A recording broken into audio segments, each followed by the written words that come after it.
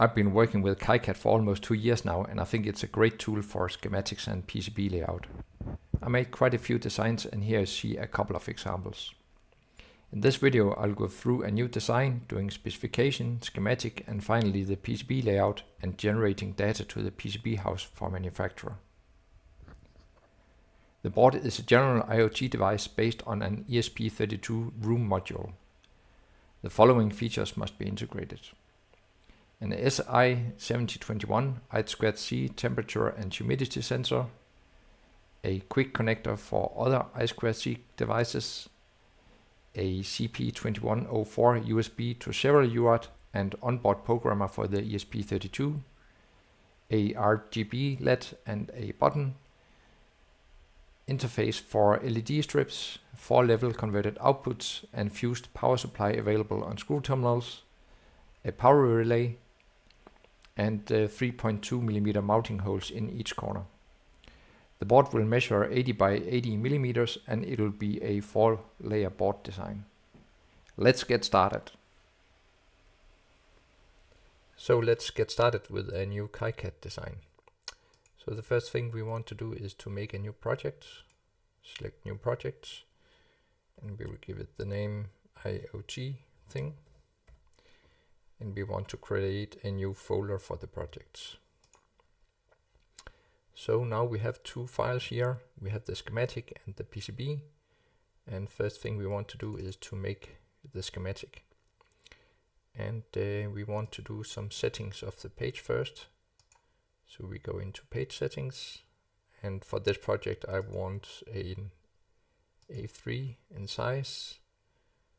And I want to insert the current date. And the revision is 1.0. And the title, that could be iot-thing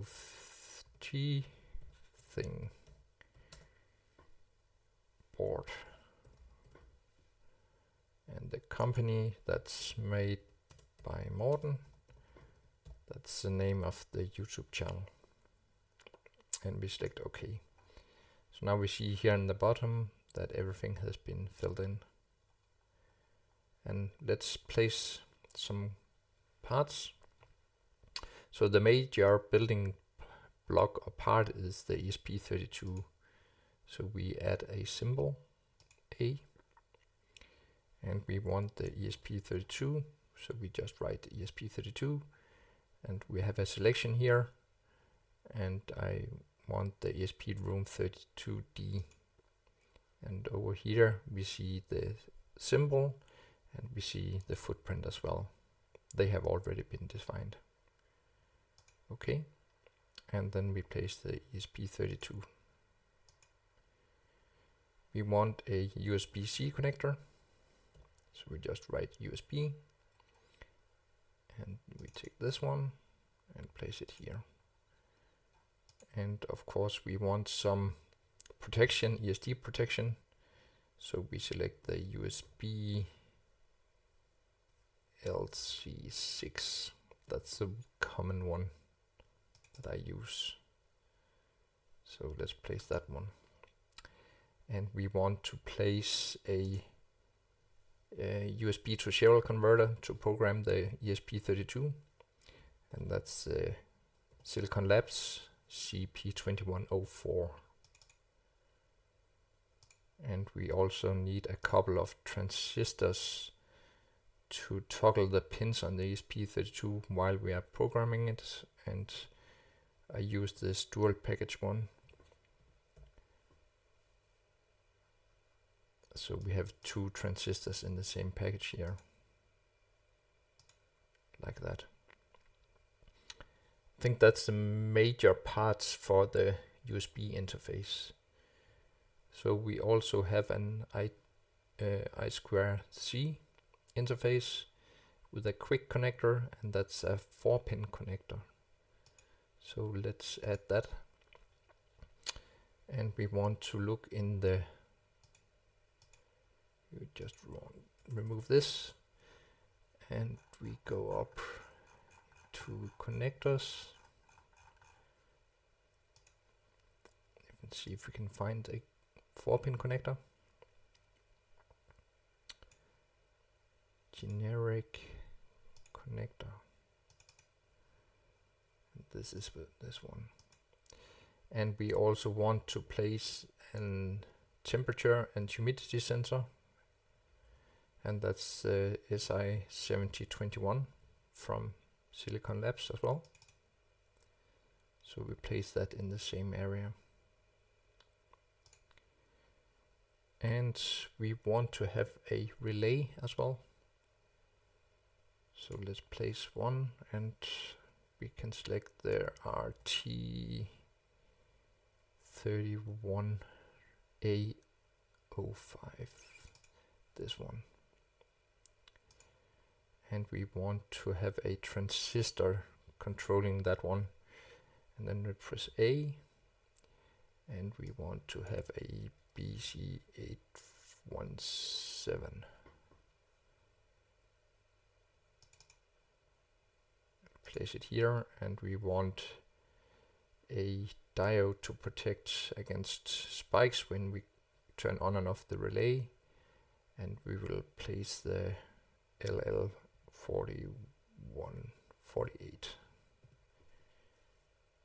this one, and that's R for rotate. And we want to have an LED as well, indicating when the relay is on and off. So we just write LED and select that one. Rotate. And that's basically it for the relay. We need a screw terminal A, and let's see if we can find one.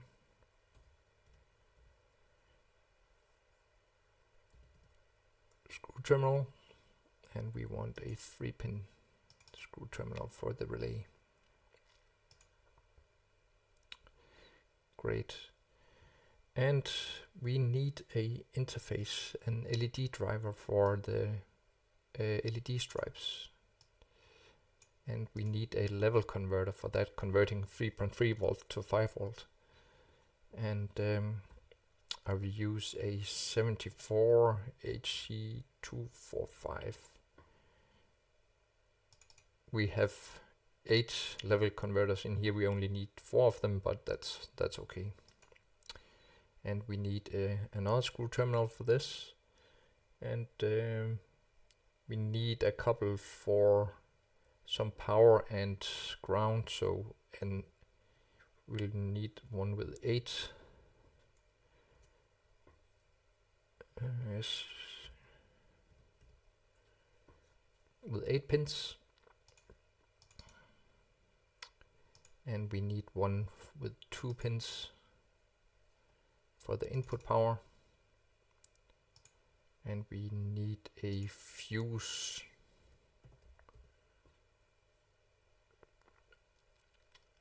Let's see if we can find a good symbol for that. We'll just take this. I think this is fine.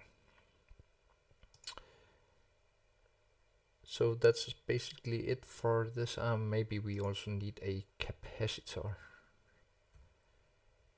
Electrolytic capacitor, a large one. Microfarads in capacitance. So let's see this one. Great.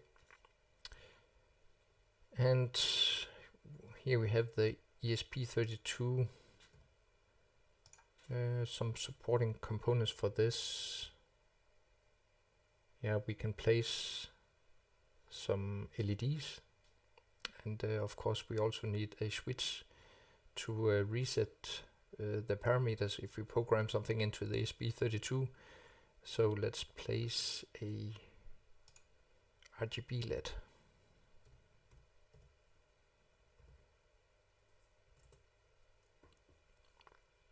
So we can see this common and node. I think that's fine. And then we need the switch A, So let's look at the symbols we have. For switches, we can just search here. Switch. So we'll just take this is a push.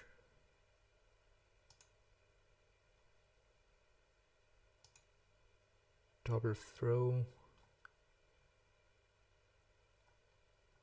And single. We'll select this one.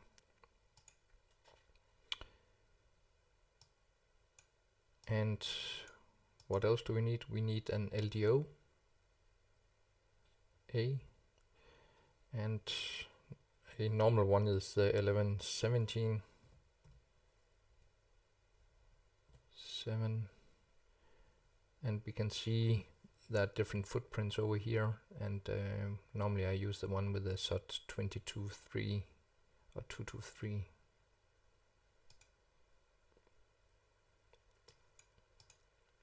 Let's place that one.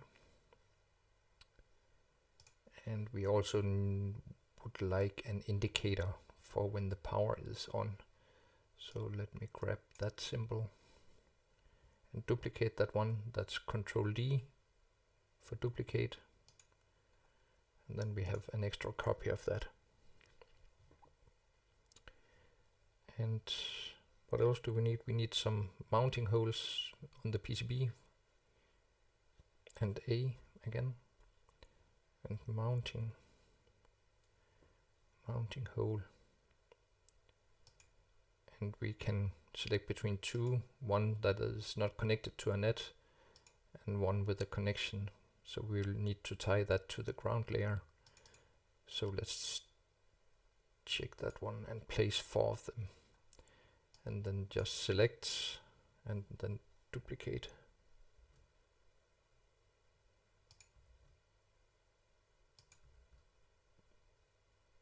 That.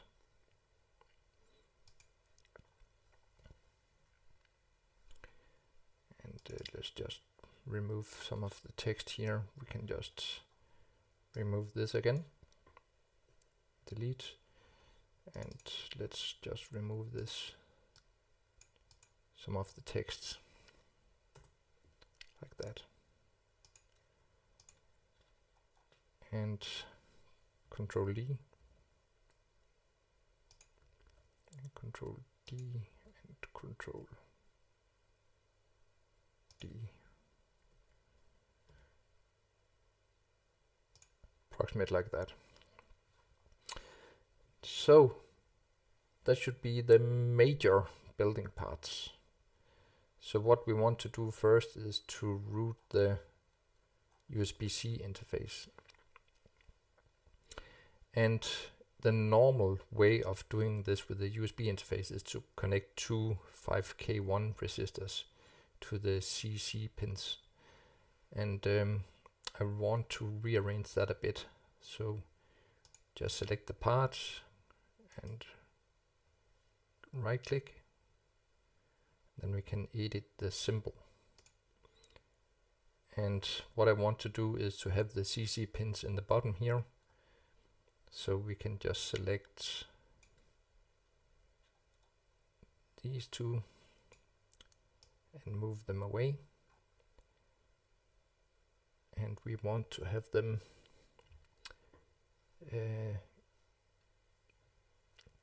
we can just keep them here. So we just need to rearrange the data pins. Like that,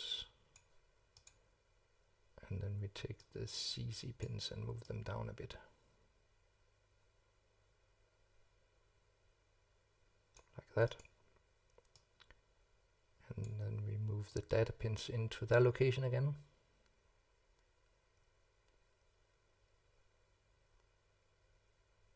like that, and I can see there's something wrong here. That. So now I'm happy with the design, and then I say save, file,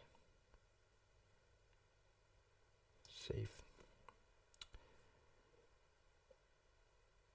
and file, close.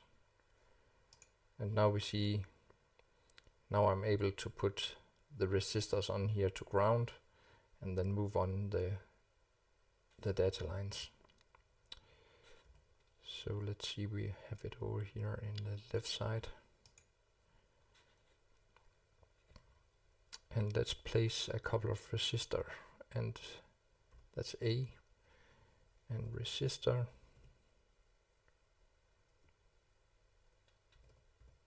and normally I use the small symbols, so that's R small.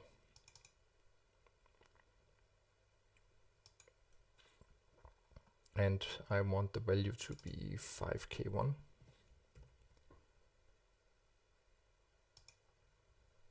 And then we can rearrange the designator and the value here.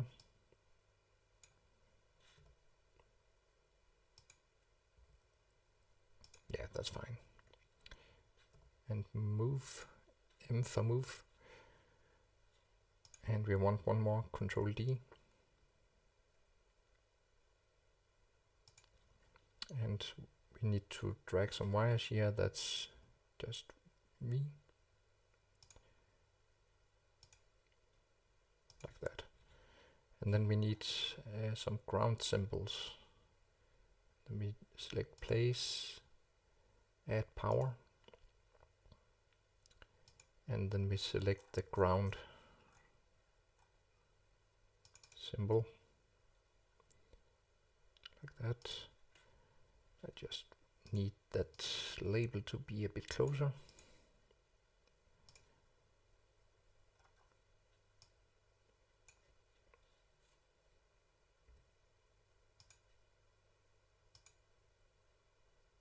So now we have the shield and ground connected to ground. And we want the two resistors to be connected to ground as well.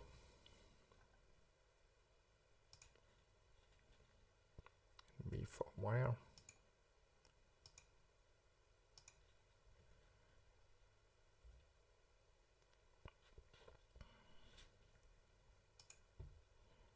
We can move it a bit. Oh.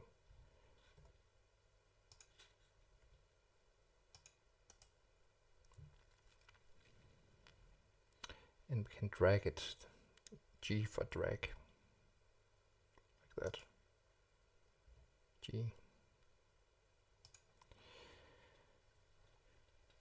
So that's basically it. So now the USB interface is capable of delivering 5 volts and maximum 3 amps with this configuration. So we want to connect the data wires to the CP2104. So we'll just short circuit them here.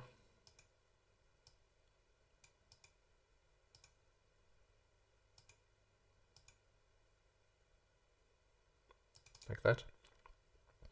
And we see that the plus is in the bottom here, and it's also in the bottom here.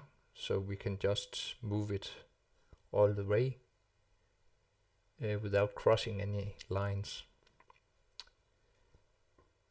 Move that a bit. And we want to rotate this like that.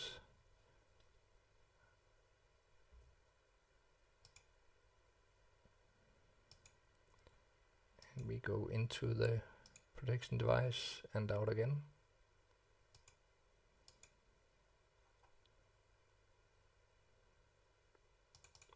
Like that.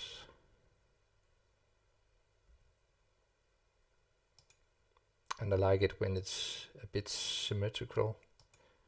So let's have a look on that.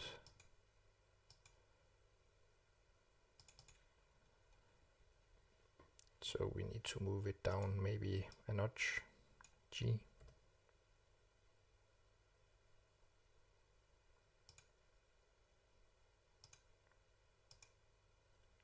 G.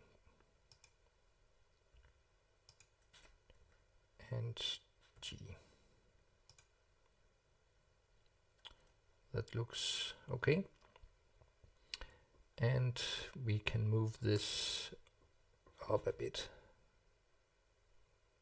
and a bit away.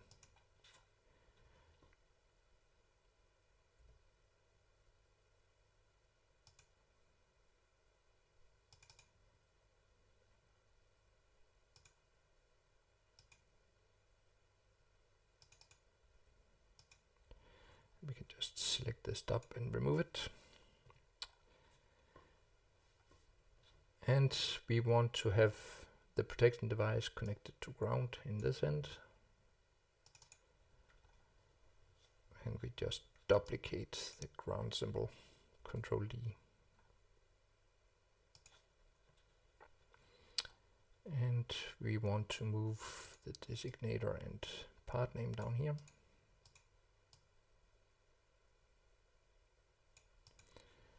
And we want to connect that to the input power of the USB interface. So we route that up here.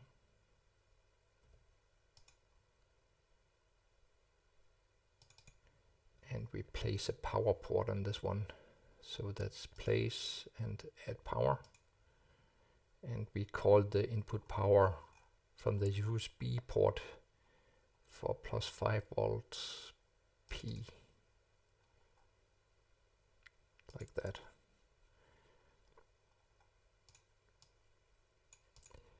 And in this version it's not possible in KiCad 7 to rename the power ports. I think that's a feature that will be enabled in the version 8. But for now we just need to select what we have here.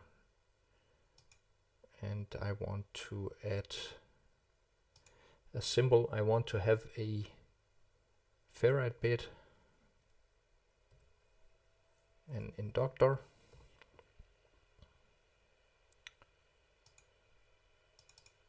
like that.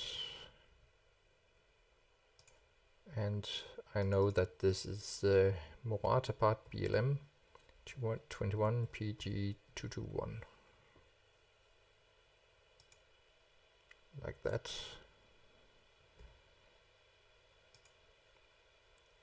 And I also want a resettable fuse A, and that's a fuse. So let's see, we have a polyfuse small, and let's rotate that. And this is just a 1 amp fuse. I think that's enough for this.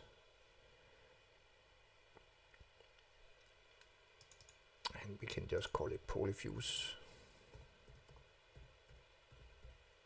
1 amp. Like that. And then we go into another 5 volt LED here.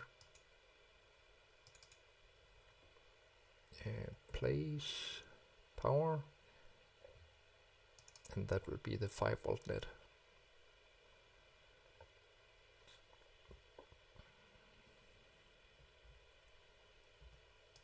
Like that. And that will also go into the protection device.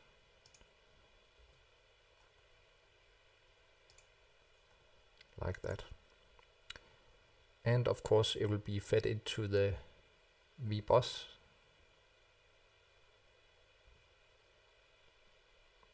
Input, so that we can power the CP2104. And we also want to feed that signal into the rec in pin.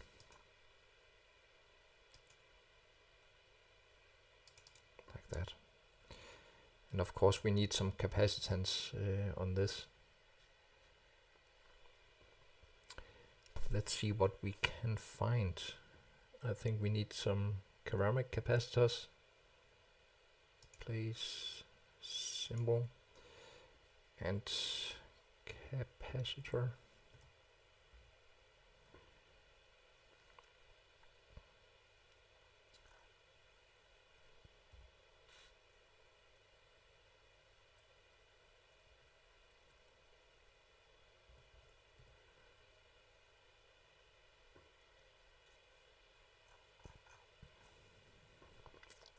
maybe that's a small, that's just C and small, and we need to place a couple of capacitors. Let me just rename that one. We need 100 nano, and we need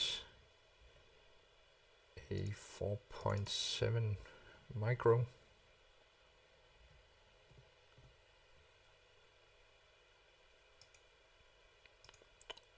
Or 4U7, and we need a 22 microfarad as well, like that. And we can just move this up a bit, select like that, and then G.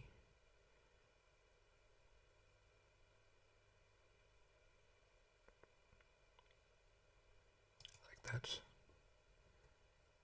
and G for this one, G for that one,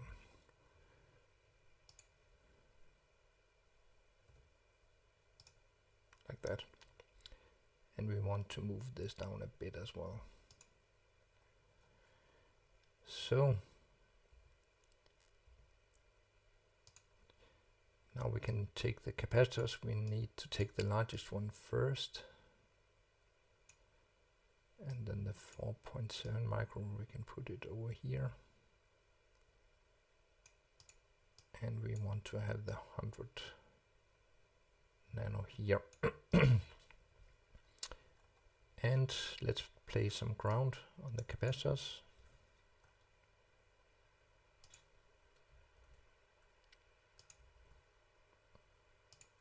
That, and connect them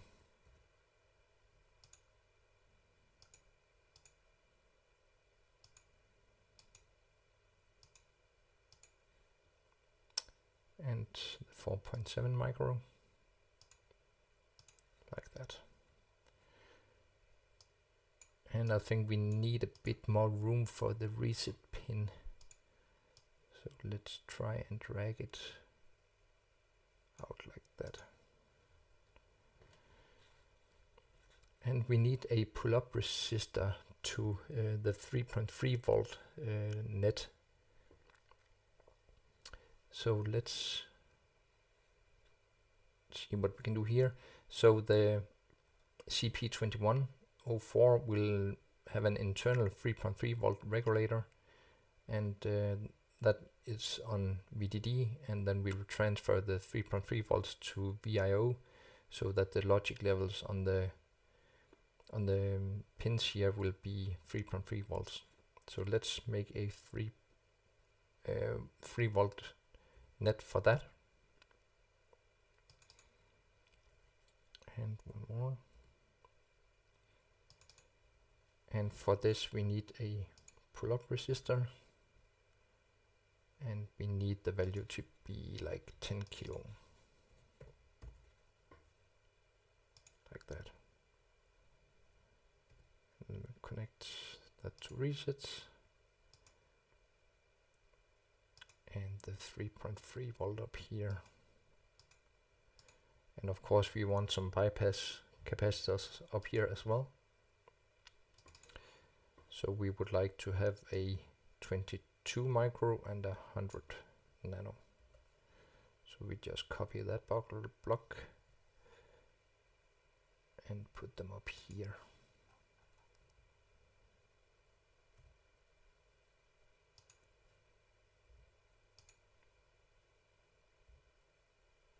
Like that.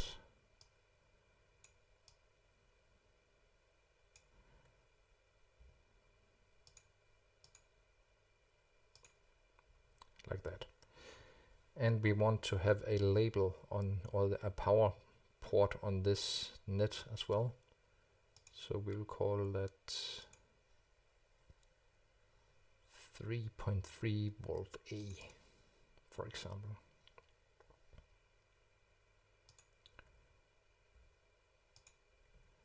Like that. And it's also possible to program some settings into the CP2104, but that requires a capacitor on the VPP pin. It's one-time programmable, so you can only do that once. And yeah, this requires a capacitor to increase the programming voltage. I will not use it in this design, but we just place it like that. And we can move it a bit closer. Like that. And if we don't want to mount it, there's a possibility of saying exclude from bill of materials, and then we can see what happens. Nothing. We need to also exclude it from board. Do not populate, sorry. Like that. And then there's a red cross above it, so we can see that this is not populated in the design. But we'll put a footprint there. And we need to put ground on the CP2104.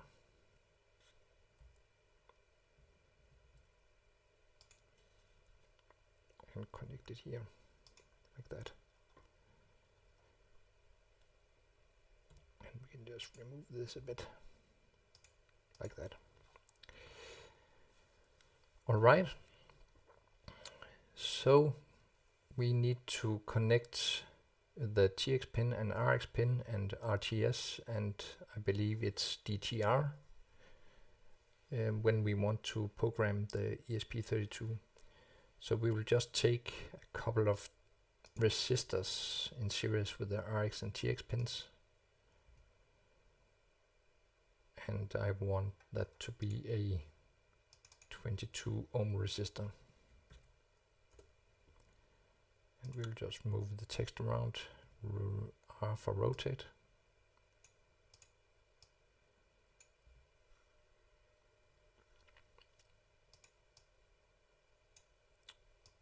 Like that. And like that.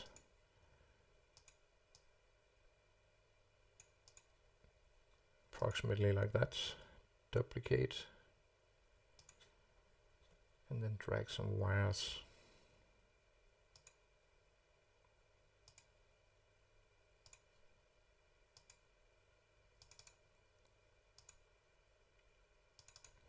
Like that. And then we need RTS.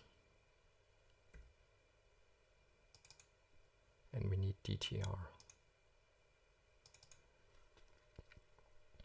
And we will just give them, these traces, a name, or nets a name, and that's place label, add label L, and we will call that RTS,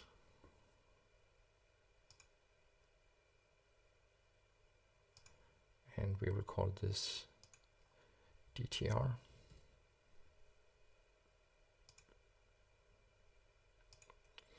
And also the good thing about having these two resistors is that when you mix up RX and TX, then it's actually possible to change them here.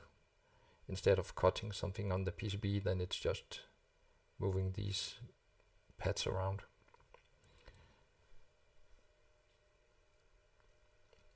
And the TX goes to RX on the ESP32, so I'll just name the label here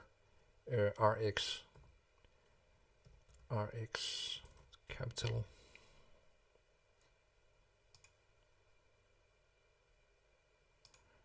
and this one will then be the TX on the UART on the ESP32.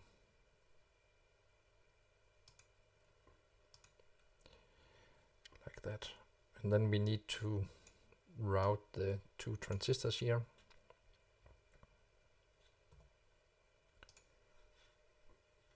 So the first one, we will have RTS going in on that one. So we can basically just copy those two.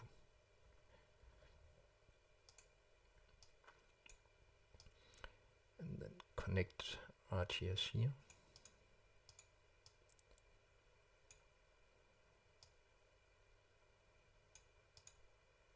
DTR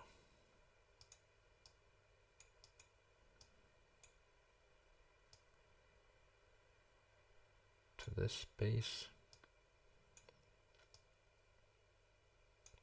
And we see that this transistor has built-in base resistors as well.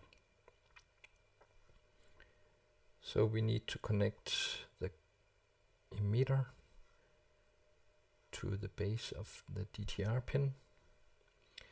And we see that this is done in 90-degree angles, but we want to do that in another angle. So we just go over here in any angle, or we can have it at 45-degree angle.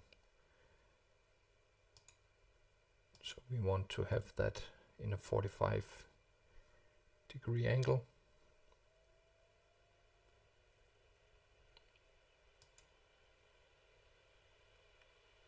Something like this.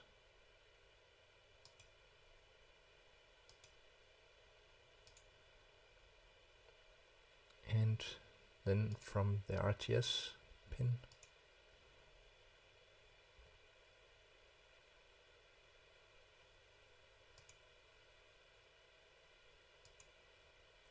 then go down here on the collector of the other transistor.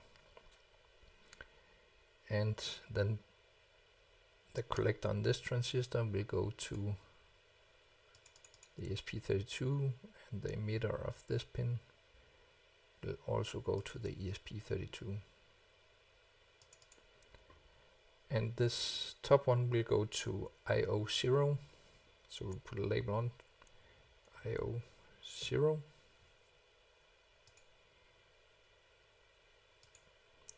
And this one will go to EN, L for label, EN.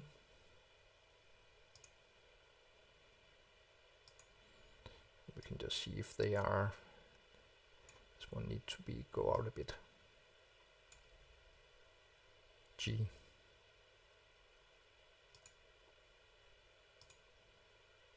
Yeah, I think that's close enough. So now we have the programming interface and the UART interface for the ESP32. Let's move on and make the power, or the LDO here. We need to convert the 5 volt to 3.3 volt for the whole board here. The 3.3 volts coming out of the CP2104 is not enough. It's like 50 or 100 milliamps you can draw out for this, but this is not enough, so we need a secondary LDO. And I like the one called TLV1117 LV-3.3 volts. So this one is actually stable with only ceramic capacitors. Normally you have to take a bit care when you design with these regulators. You have to be careful about the ESR values on the capacitors, but this particular version is stable with just with the normal ceramic capacitors. So we just grab the 22 micro up here, and we put that on both sides of the LDO. Move the LED a bit.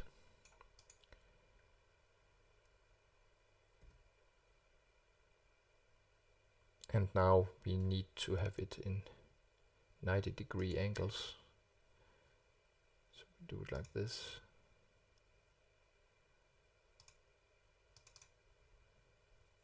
And we need a ground pin on the regulator. And then G again. So we have that on the same level. Yeah. And the input is the 5 volts. So we can take the 5 volt net up here and duplicate it. Control D.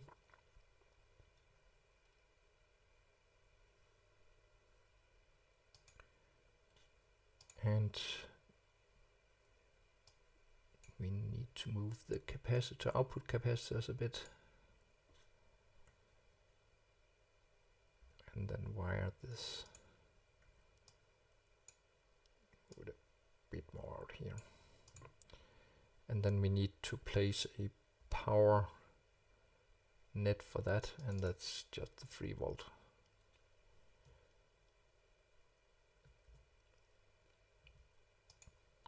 So this is aligned, and we move that down a bit. Connect the wire here. So we have the LDO, and we have an LED here that indicates when we have 3.3 volts on, and we will need a resistor again. We can just grab this one, and we will make that a 1K resistor.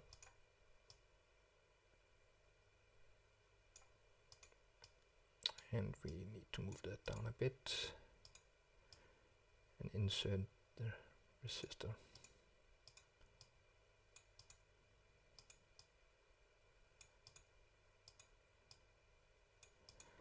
Like that, and then a ground net.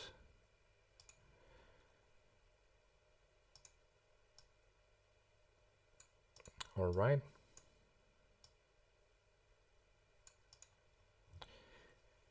And we need the switch, and I just need to place that to ground when we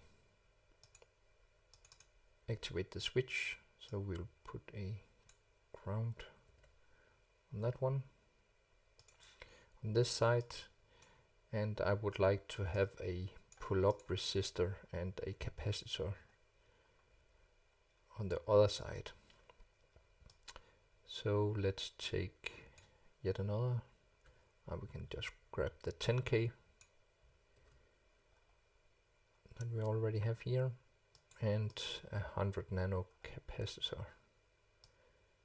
We just grab that one.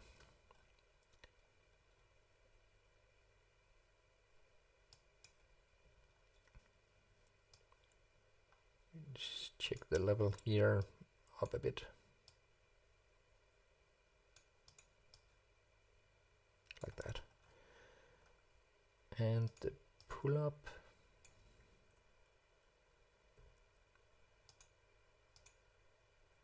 And we want to connect that to the 3.3 volt net.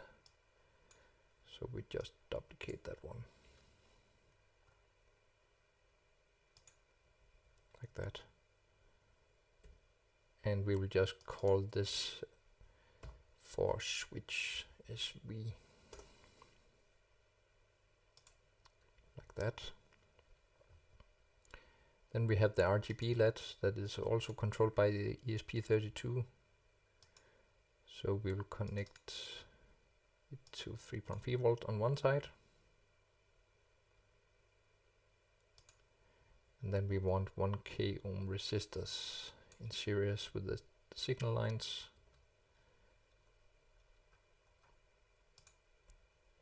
And we just need to rotate that a tad. And rotate this one. And rotate that one, the value. And then we can move that in place.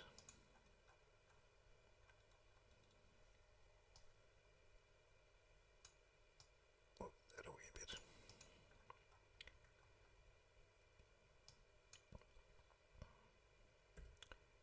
The wire.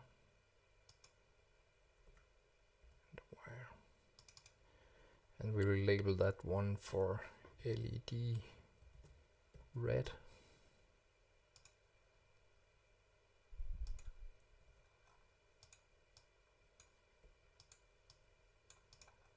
That, and then we can copy this block, duplicate it, duplicate it. And then we call these for the green.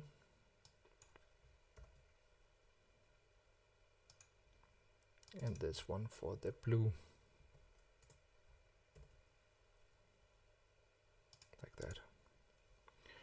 RGB. And down here we have the mounting holes, so we just want to connect that to the ground net. Like that. And we want to duplicate this for all four. All right. Let's try and move on with the quick connect over here and the I2C interface. So we want to have a quick connector, and the way that this is done is that we have 4 signals here. So we can just move this a bit up here on top, and then we'll put some text on. Add text T. So the first pin is the ground pin.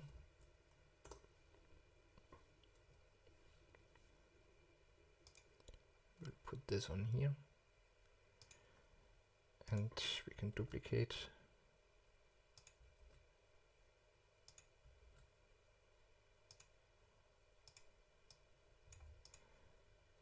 Like that, and then we have VCC on the second one,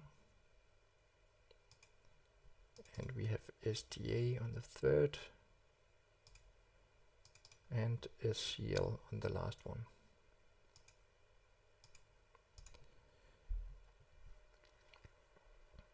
So we can make a wire to ground. And we just need to take ground. We can take these, make a copy over here.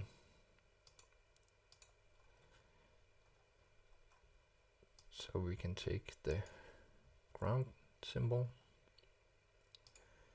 and VCC, we want to connect that to 3.3 volts.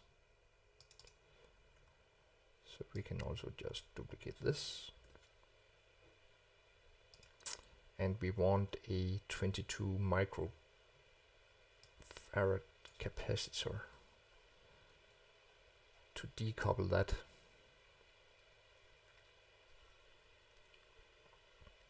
So we can put that up here somewhere. And then G for drag. And then wire this like that. So now we can take out the SDA pin and the SCL pin.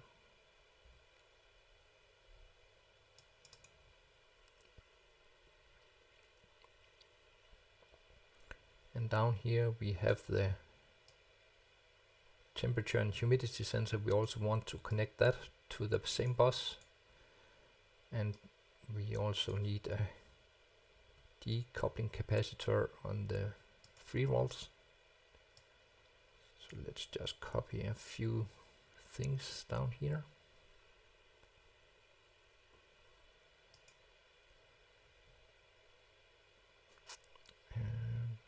And the SDA line, just connect that to SDA up here. And the SCL line, like that.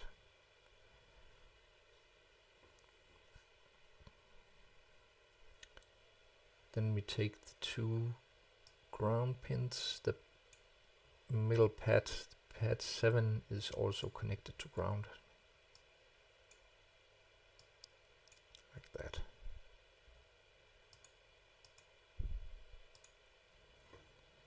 And we want to have 3.3 volts on the VDD pin. And we want to have a bypass capacitor.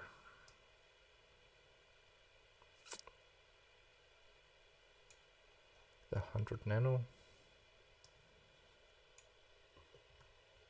Sorry, we need to delete that and then wire it over here. Move this up a bit, like that. And we can remove this. We need it maybe down here a bit later. And we can just make a small label more and call this a quick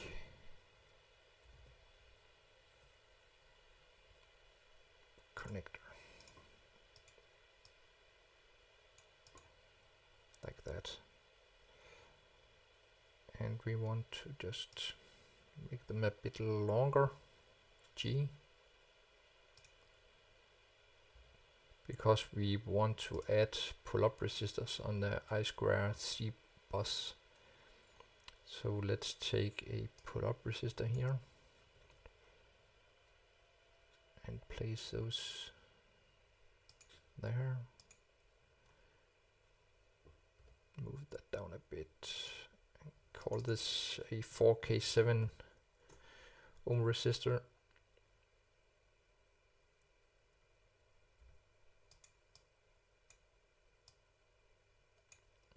Like that, and connect that to the SDA line. And one more for the SCL line.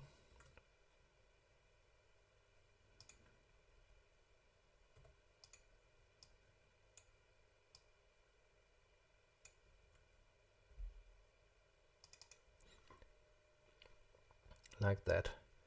And then we need to put a label on the wire, on the net, and we'll call that SDA.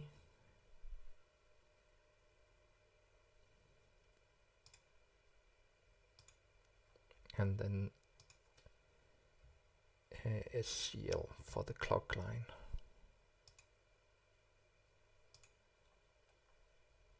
Alright. And then we have, now we have the I2C interface. Let's hook up the relay. And that's also very simple. So this is a 5-volt relay. So we'll just connect that to a transistor and connect the emitter to ground. We can just find some parts down here.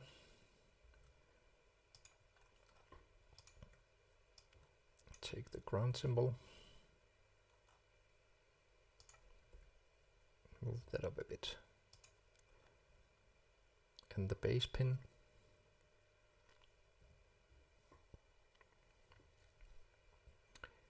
We'll just connect that to a pull down resistor and connect that to ground. G for move.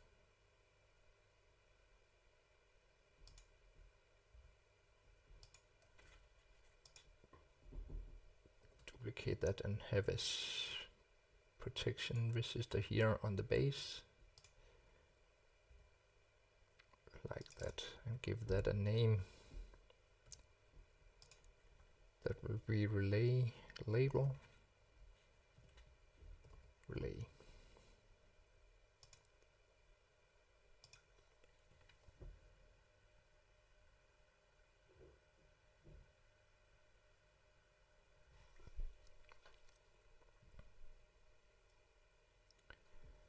And we will just use a 10 kilo ohm resistor here and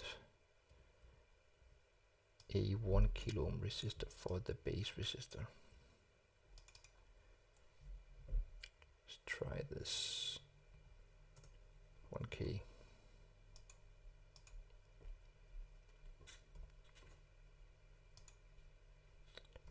And then we have the circuit for controlling the relay, and of course we need to protect the relay as well, or the coil. and we will need to connect to 5 volts.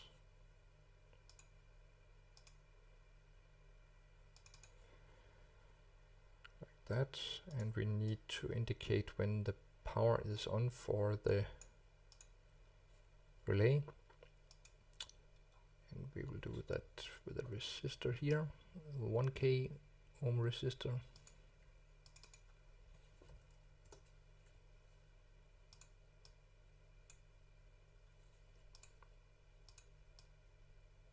Like that.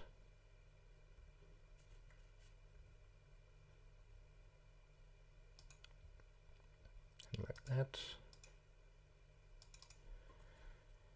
And this will be a yellow LED. And then we need to connect that to the 5 volt net. And we have the 5 volt net up here. Duplicate that one.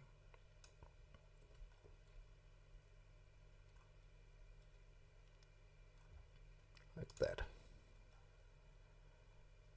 And then we will connect the screw terminal to the relay. So we have the common pin here, and we want to have that in the middle. And then we route this one to the lower pin, and then this one to the top pin.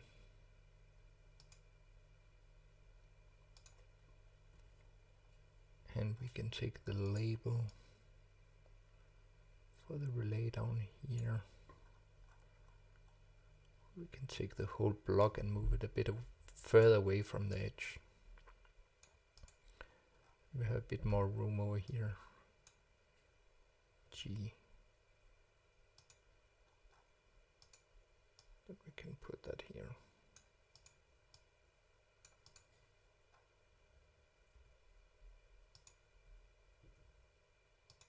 Like that. Then there's a problem here. We can just delete it. Like that.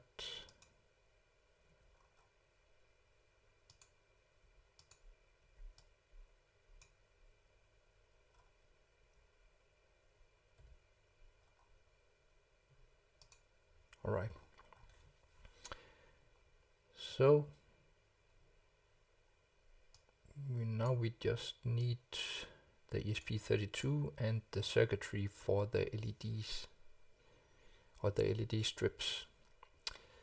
So for the level converter we use this 74 A HCT. That's the fastest one.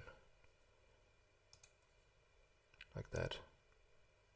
And we want to connect that to the 5 volt because that's the output of the transceiver here. So we can just grab the 5 volt net.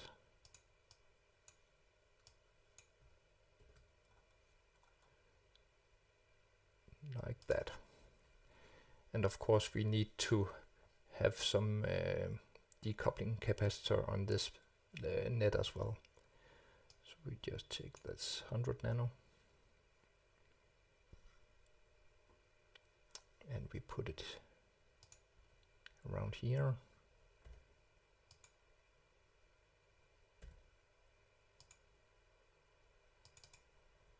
Like that.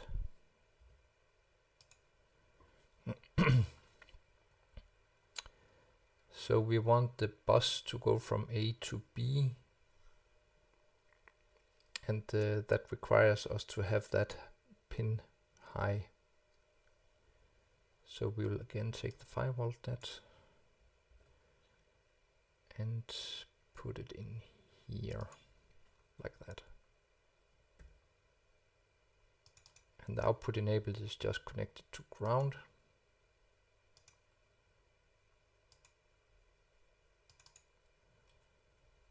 And we can take the ground symbol over here.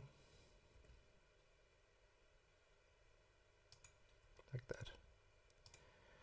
And since we only need 4 outputs, we can just take the 4 leftover inputs and connect those to ground as well.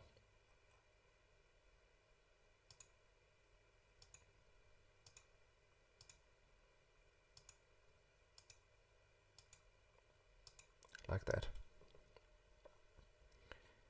And the 4 outputs here, we can just place a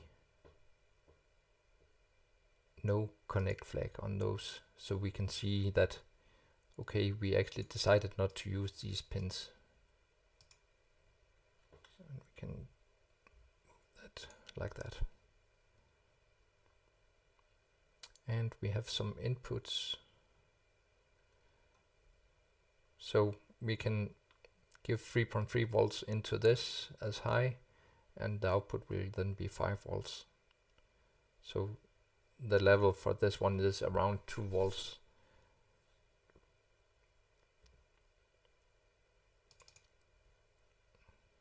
And we will label that one LED1, LED1 strip.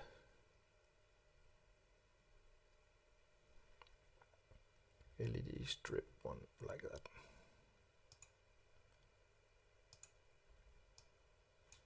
We can duplicate those.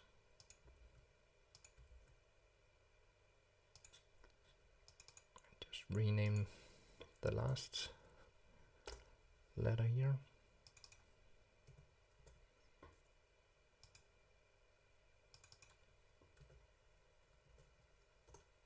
Like that.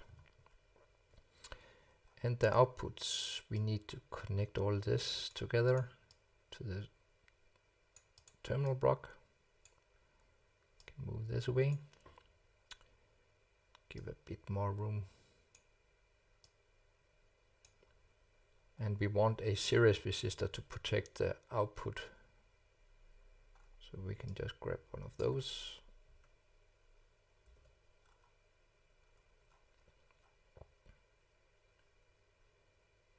Place them here.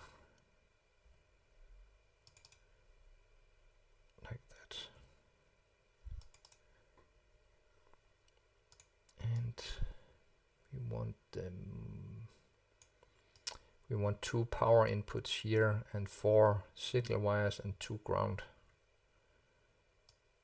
So we'll duplicate this.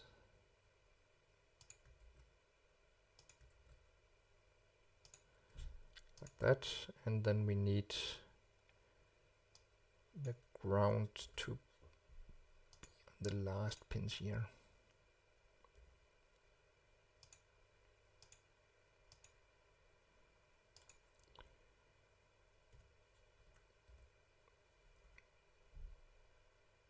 G.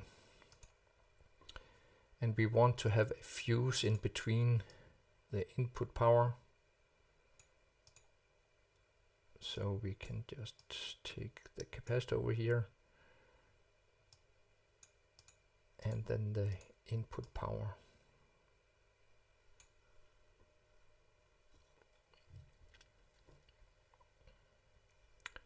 And we want to have one connected to ground.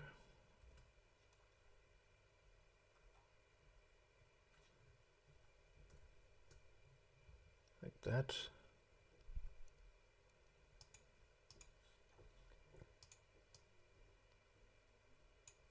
And we want that to be connected to the input power. So this is for the fuse.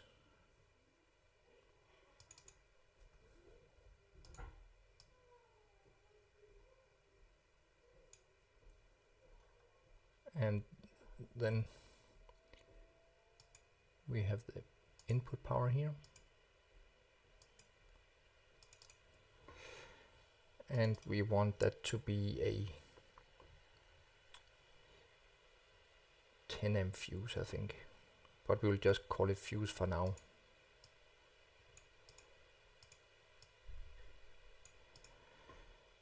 Like that. And of course we need the huge capacitor here, so we will use 1000 microfarads, 24 volts.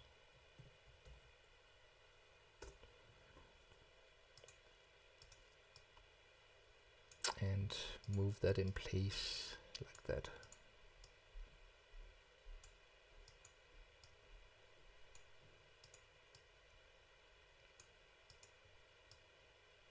Like that.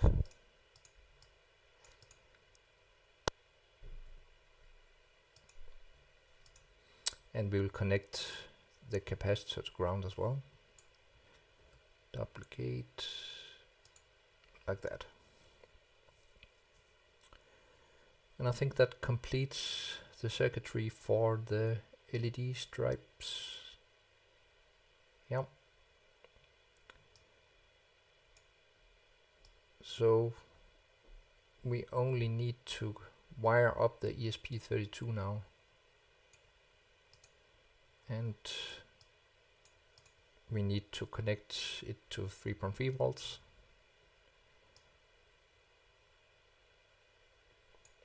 So we can just take that label or the power port.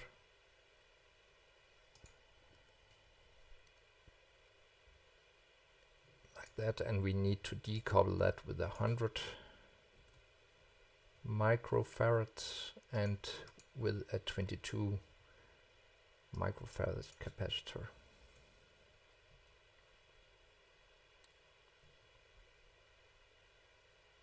Like that. Move this away. And yeah, we can see if we can get this a bit closer. G and G to the power. Like that.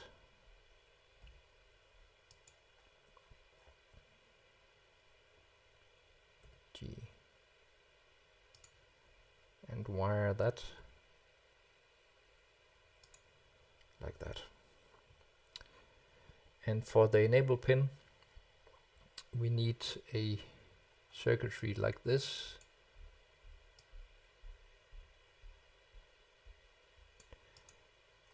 And we need to label this or connect that to the enable signal coming from the transistors. So that we just do like this, call that EN. And now they are connected to the same net. So EN is coming in here from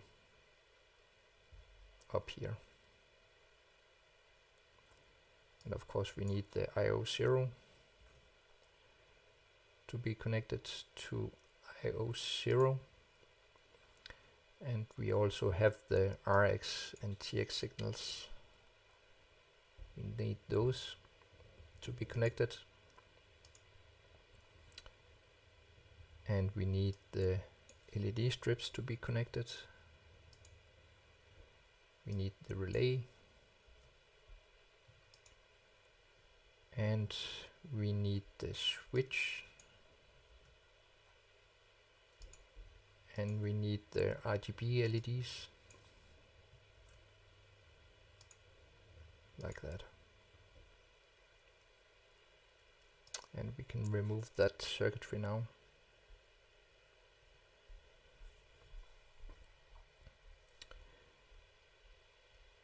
Alright, so there are some pins here on the ESP32 that are a bit dangerous to connect, or you have to be aware of it. I have that here, so I just think I will place that as a text box. So we can do that as a place at text box. And we'll place it here. And fill it with text. And of course we need to adjust it a bit.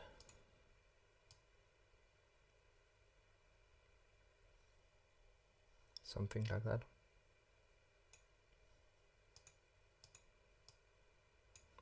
So that's GPIO 0, 2, 5, 12 and 15. And you can see the reason down here.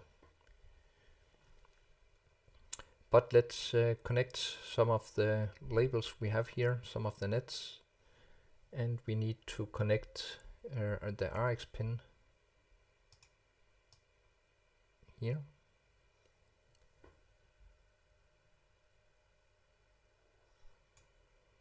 And we need to connect the TX pin here on that pin. And then we need to connect the RGB LEDs. And I think I'll put them on, starting on GPIO. Just see here where it's a good idea to connect that.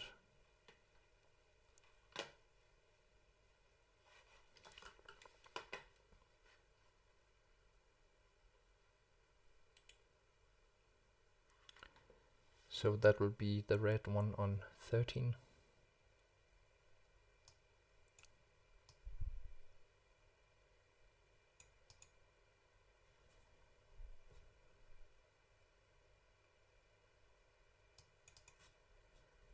And move that out a bit.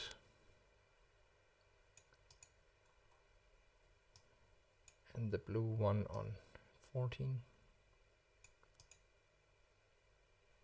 G. And move M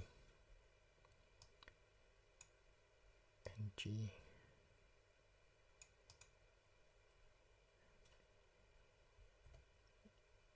Like that. And move that label like that. And then we can take the GPIO signals for the LED stripes and just move that in a bit so they are on the same level.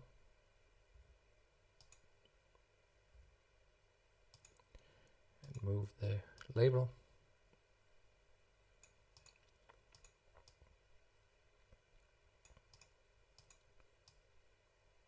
Like that. And like that.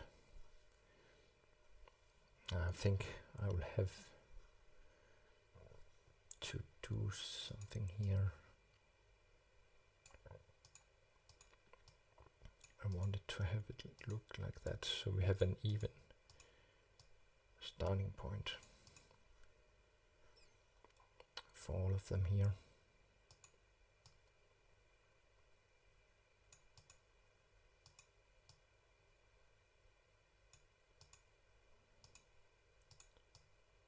Like that.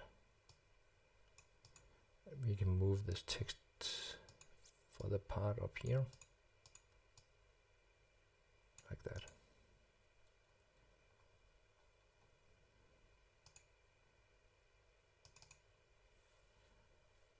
Yeah.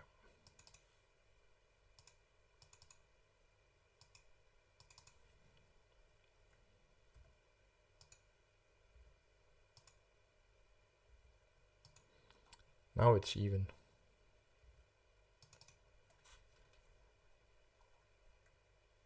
G. Cool. And of course we also need the signals, the I2C signals for that port. And we can take the relay, move that down a bit. Take the switch, connect that to IO21.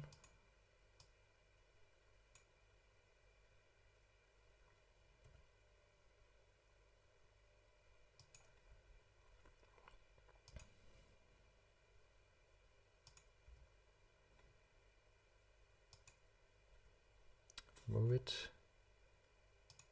like that, like that, and then we have STA.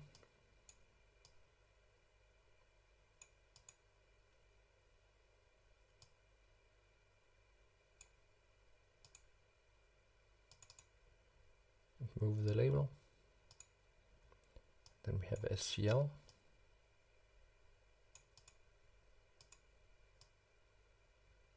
that, and move the label.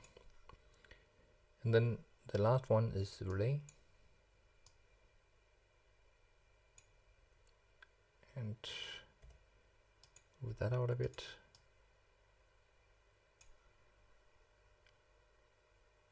Like that. And of course we need to place a ground symbol on the ESP32 as well. And here we have like,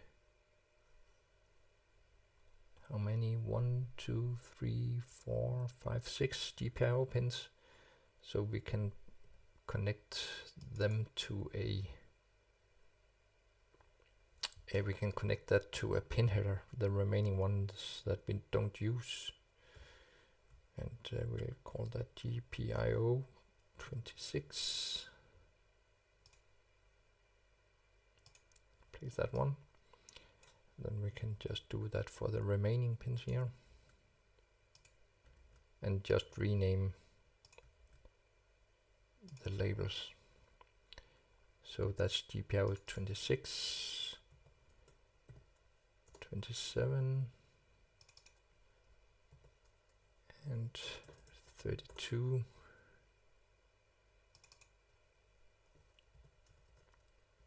33, 34 and 35. And let's take a 10-pin connector then, and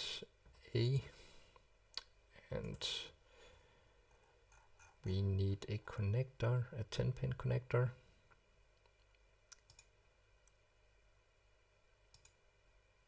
Generic, and I want 2 times 5. 2 rows. Odd even, that's 1. Place it here. And then normally I do this at pin 1 and 2 and connect those to 3.3 volts.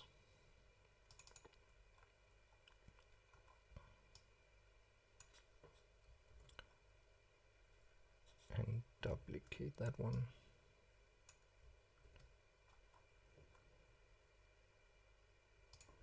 Like that. Then wire this like that.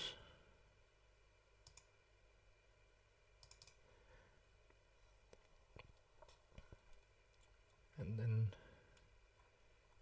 we can take the GPIO pins here and take a copy of that.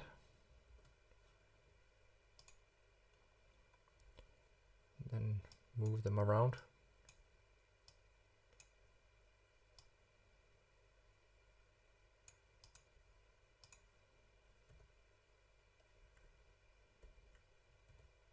G.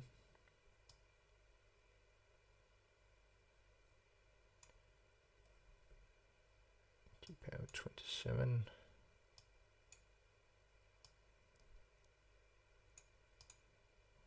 GPIO32.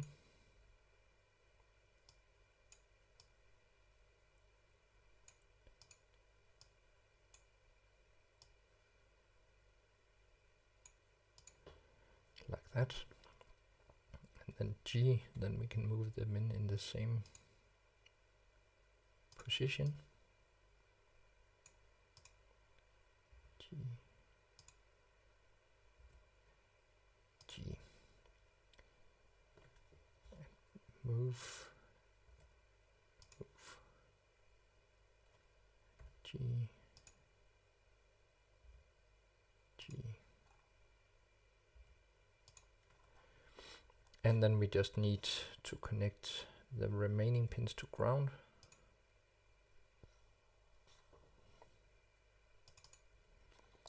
And then duplicate the ground symbol.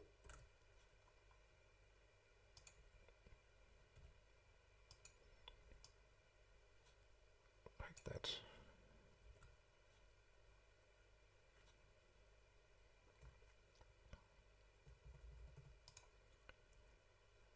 wire it over like that.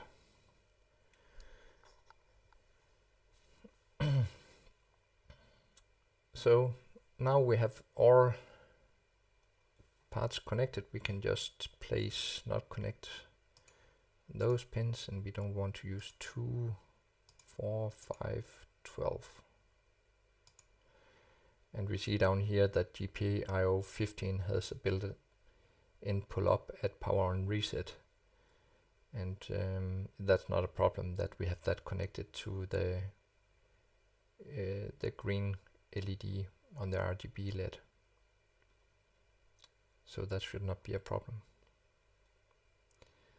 So now I think that the schematic design is complete, and now I just want to make it look a bit more pretty and make some boxes with the different functionalities inside. So up here we have power plus programming interface, so we can just place some texts, and we will call this power plus programming interface.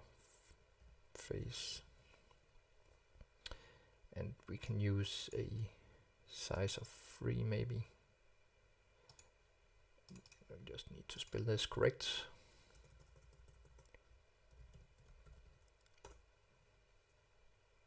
Like that. And we have here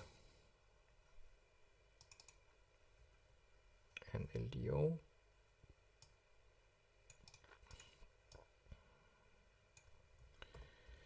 LDO 5 volt to 3.3 volt.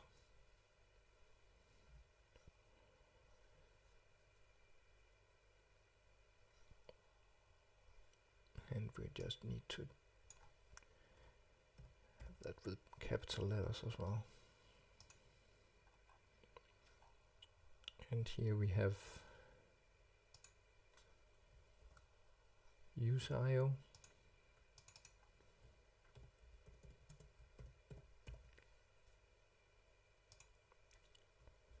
And here we have mounting.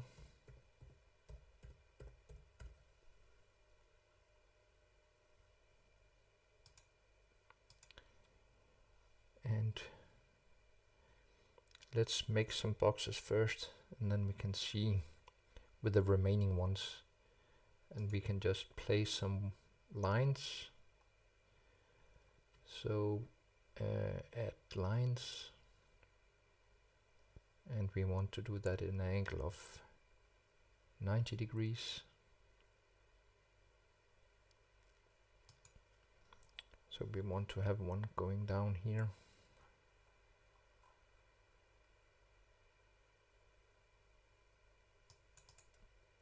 Maybe like that.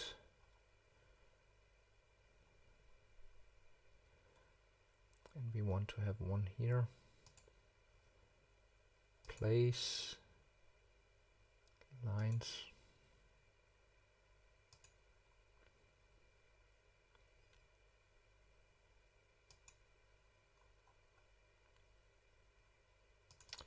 Can always move them around. So that looks okay. So we can just take all this stuff, move it a bit in here.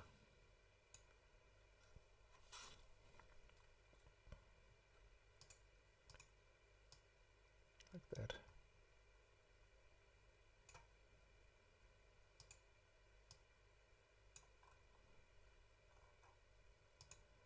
Then let's go to the end with this one.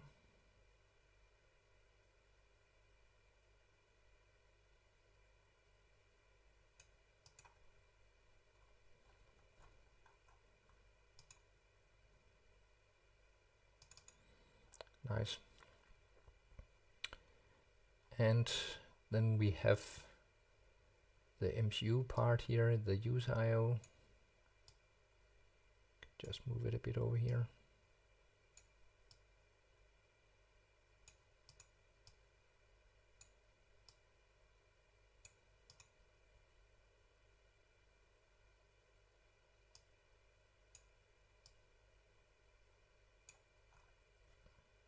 topology. Then move it in a bit here.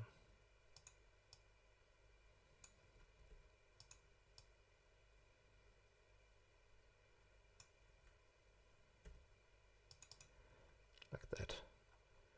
And then let's separate this one.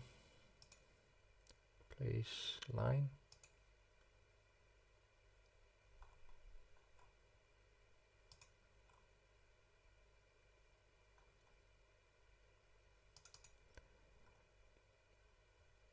Okay.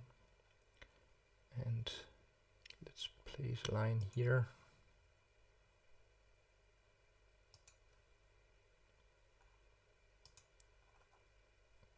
For the LDO.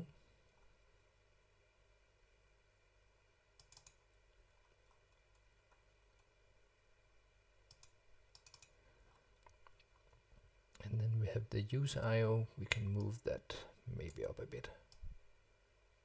Like that. Then we have the mounting down here.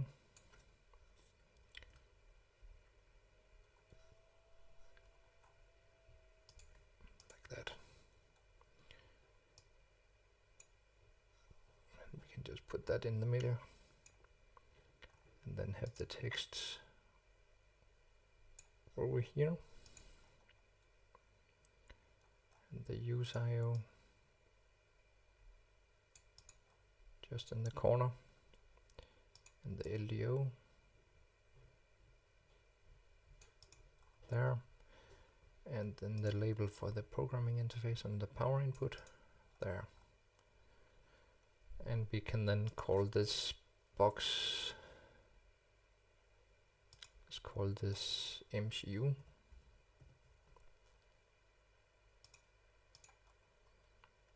Like that.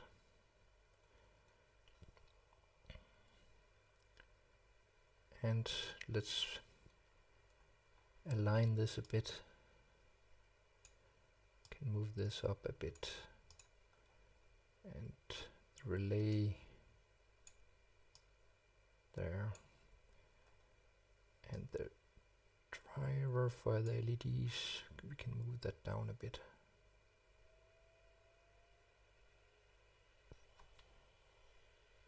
Like that.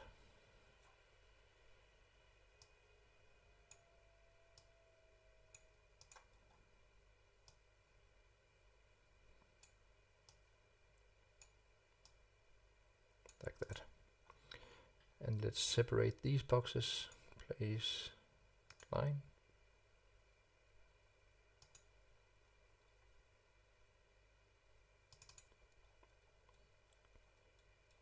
And we can duplicate this one.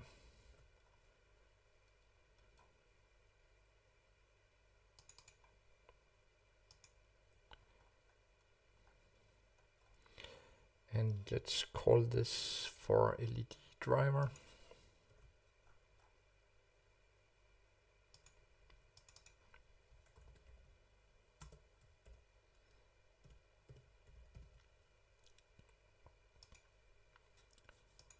And this one relay.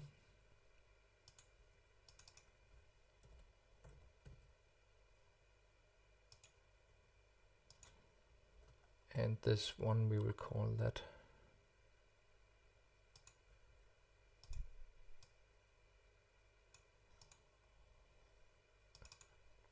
I2C sensor plus quick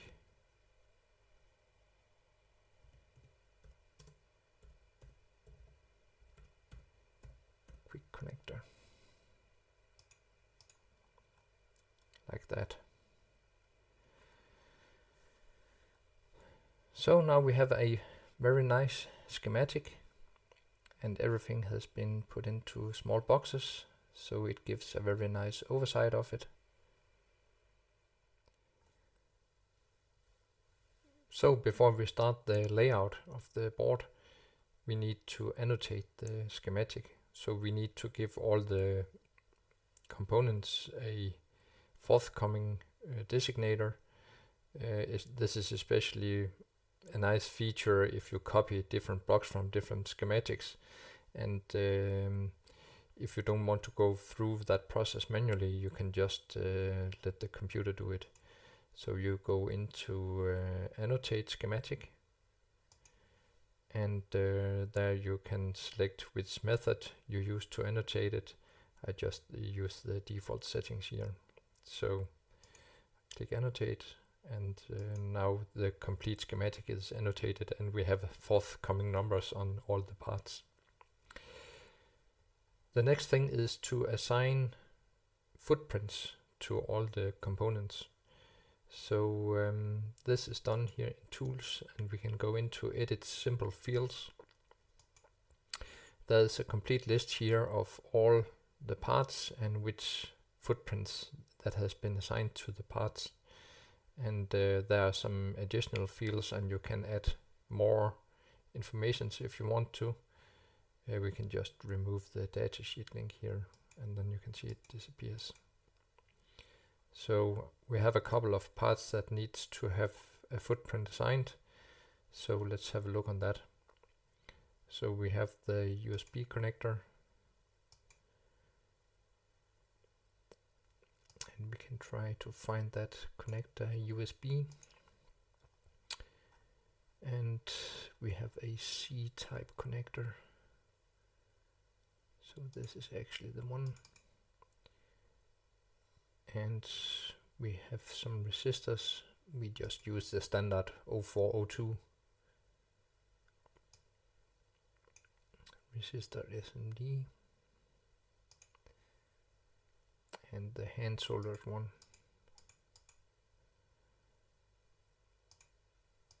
And also for this 5K resistor and the 22 ohm resistor, we also use 0402. Then we have the level translator. I will just use that in a dip package, I think. So let's find, and that's a package dip, and then it's a 20 pin, and this is the one. This will just be placed in a socket. Then we can replace it if we fry it by accident. So now we have all footprints assigned. Apply, save schematic, and continue. Alright, so now we can open the PCB editor. So we can update the PCB from the schematic. So we take all the information that we have put into the schematic and then transfer that directly into the PCB.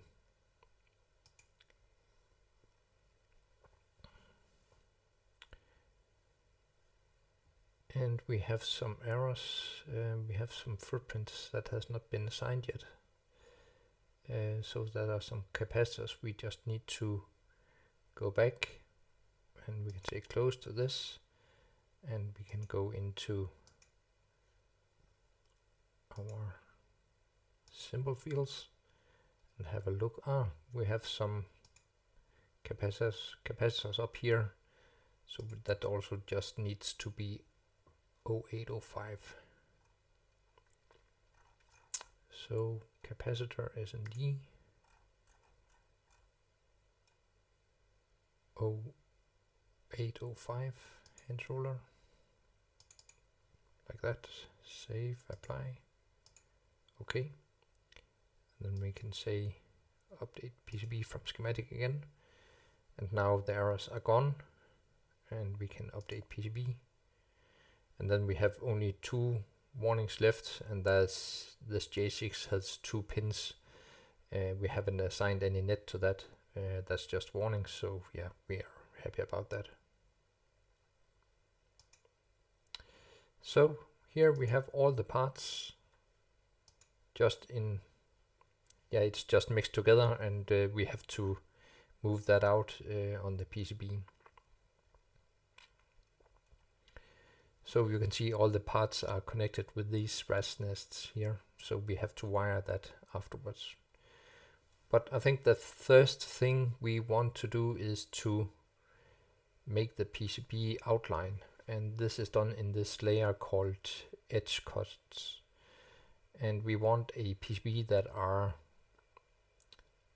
10 by 10 centimeters or 100 times 100 millimeters, and we have the grid set up here as a 1 millimeter grid, so we can just draw some lines here on this layer, and we just select it here.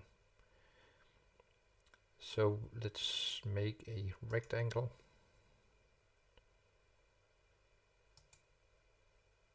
and then make that 100 times 100 millimeters, like that.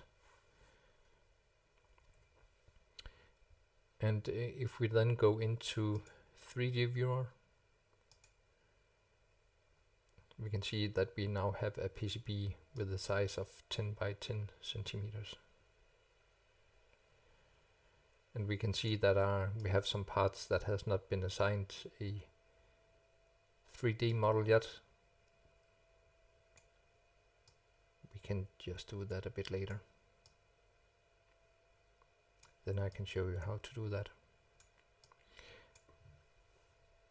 Let's try and place the parts where we approximately want them. So the most important thing is the ESP32. We can just move everything out here, like that. And also this part here. So we will place the ESP32 here in the top, so it has a free view with the antenna.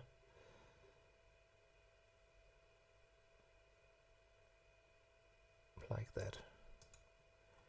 Just move in and see, yeah, we are below the edge, that's fine. And we want the mounting.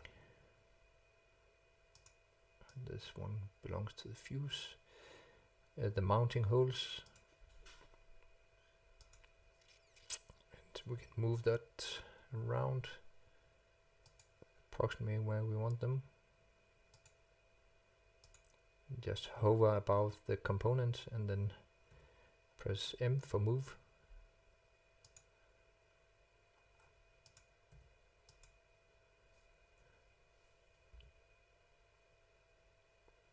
Like that. And like that. And then we want the terminal block with the relay to be over here, approximately over here. We want the USB connector over here.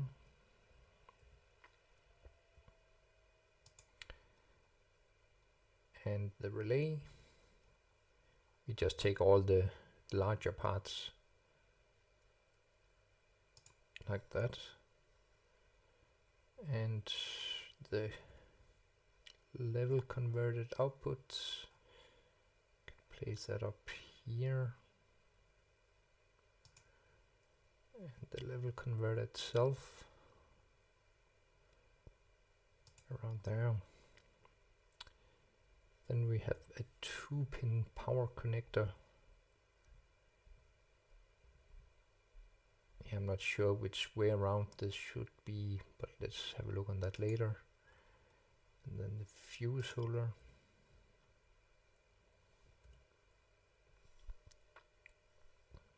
Around there. And then a huge capacitor. Sorry. Move and rotate R like that.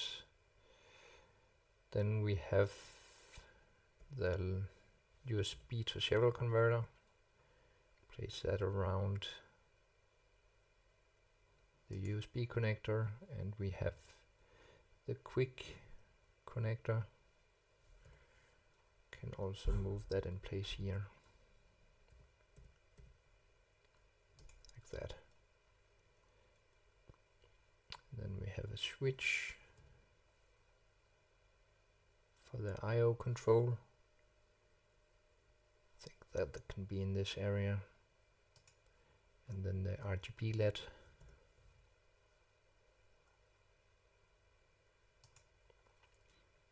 Like that. Then we have the power LDO giving us the 3.3 volts. Can have that up here somewhere. And the connector with the remaining GPIOs can have that in this area.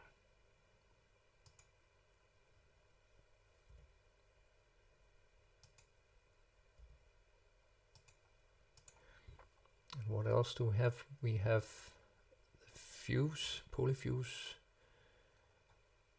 That's also around the USB connector. And we have the programming transistor for the ESP32. And here we have the yellow LED for the relay and the transistor for the relay. Can place that down here. And the protection diode. Then we have the temperature sensor and humidity sensor.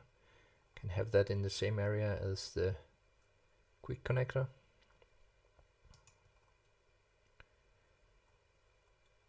And then we have the ESD protection for the USB interface. That. And the power LED. And yeah, the LDO here. Oh, we can have that. Yeah. We can have that nearby the LDO. And then we have the fire bed. We can also have that up here near the USB connector where the power comes in. Then we have a lot of decoupling capacitors, and we can just put that over here like that, and a huge bunch of resistors. So we can also place them near where they use.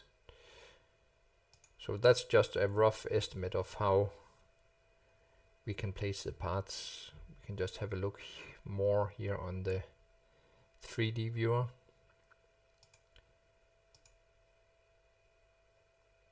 So here we see the approximately placed parts. I think that's quite okay.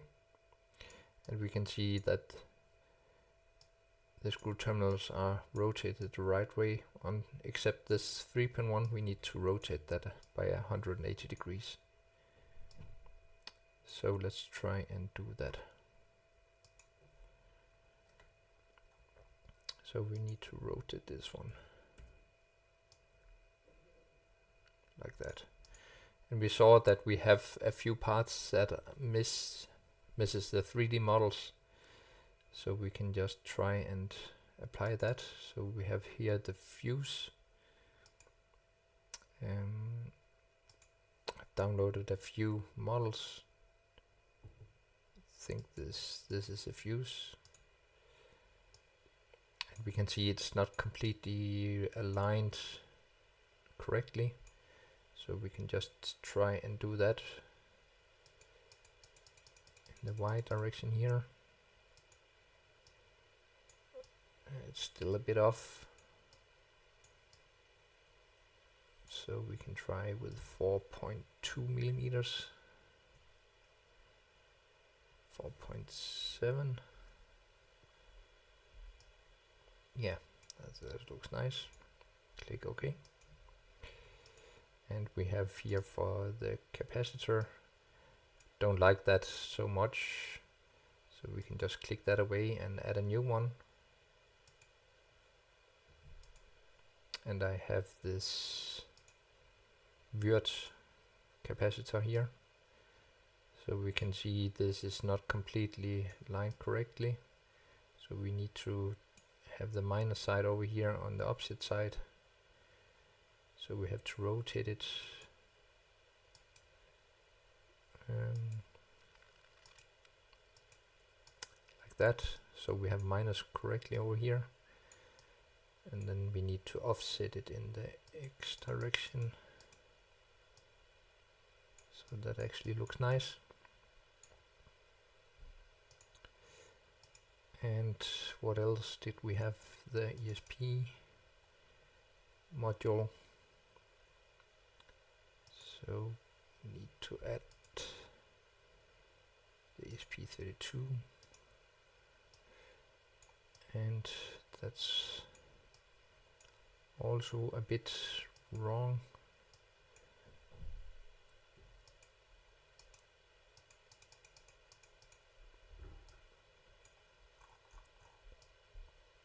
Yeah, that's fine.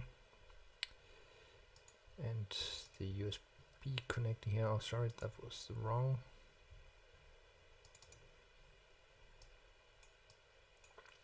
Let's try and find that model. And we have it here. So we need to also rotate that one and move it forward a bit.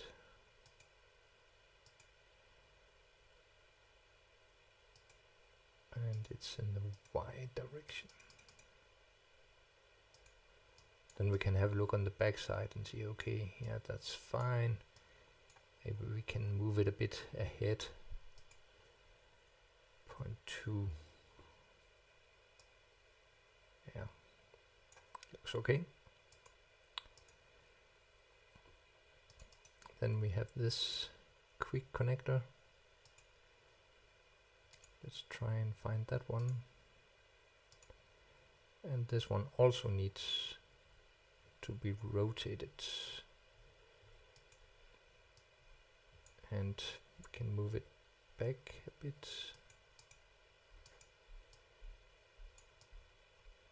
You see it's flying a bit in the air.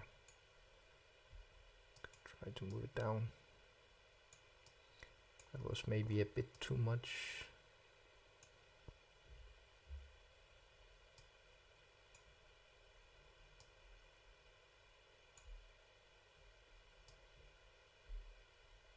That's 0.3. Sorry.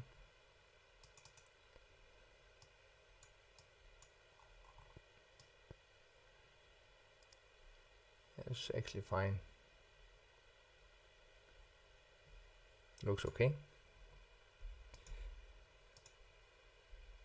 And can't remember if we had the LEDs. But let's have a look in the 3D viewer.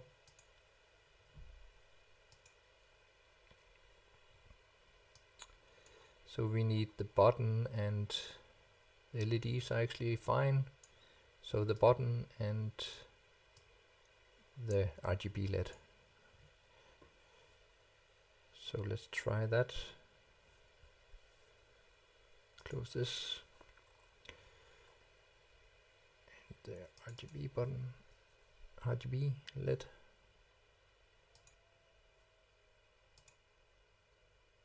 This is this one. And it's fine. And the switch of the button is upside down, this one. And this is this one. And it's also okay. Now we have all 3D parts. Let's just have a look in the 3D viewer. Now everything is just looking fine.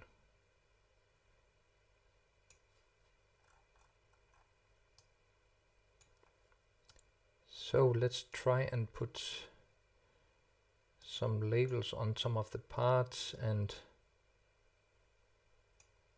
around the corners and place the remaining capacitors and resistors.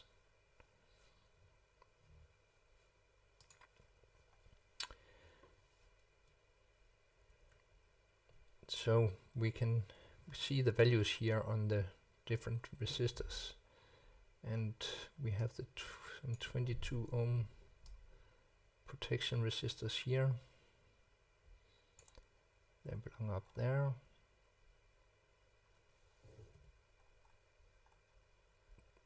10k resistor for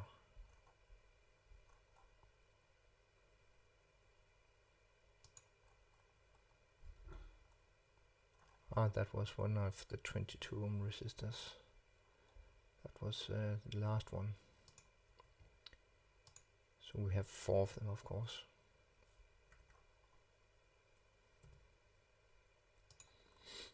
And we have a 10k resistor here. So one thing you can do actually is going into the schematic,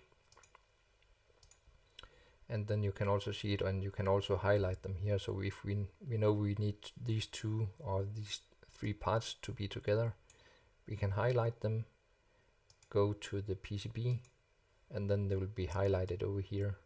So we can just move them around and then collect them.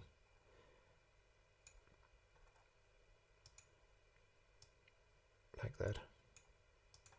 And then we know they are in the same group. Like that. And then we can move them in place up here. So let's have a look on what else we have. So we have the capacitors and a resistor for the ESP32.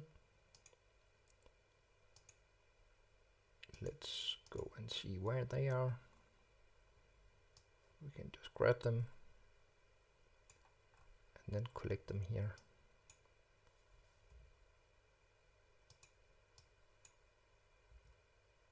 Like that.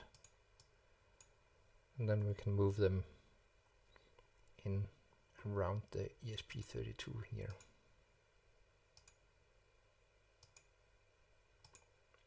So we can try and find the resistors for the RGB LED, and we can also find the 2 other parts for the switch.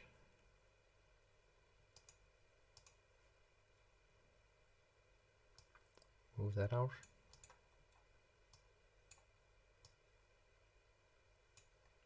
So now we have all 5 components. We can move that to this area here. Like that. And then we have the bypass capacitors for the LDO and the resistor for the LED.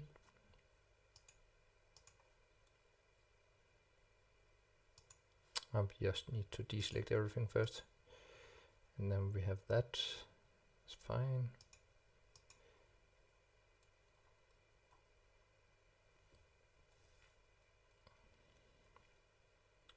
Let's try one more time.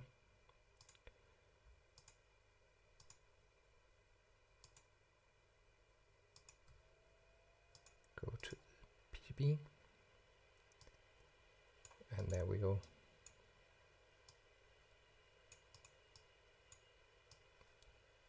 Then we have that in the same area as well.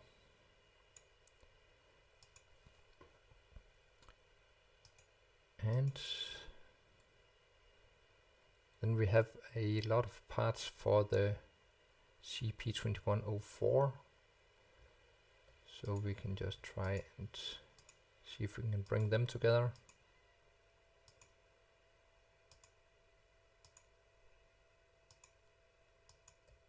Like that.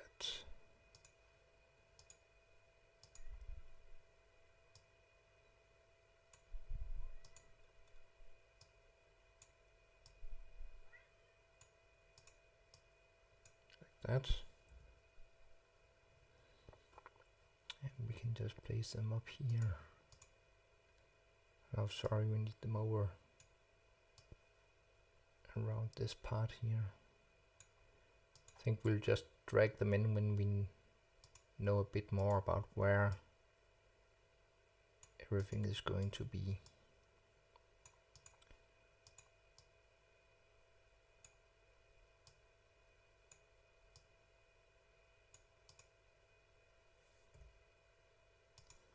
Like that. Then we only have a few parts left. This is for the USB port. To be close by here.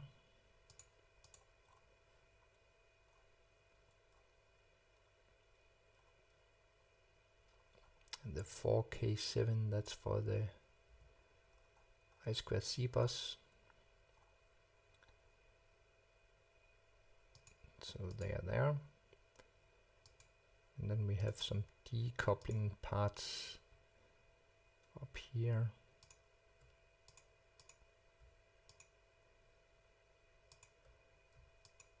Let's find them on the PCB.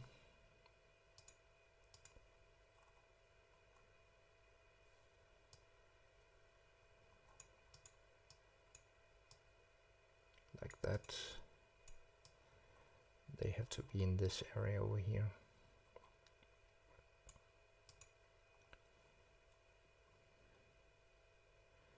And this one is for the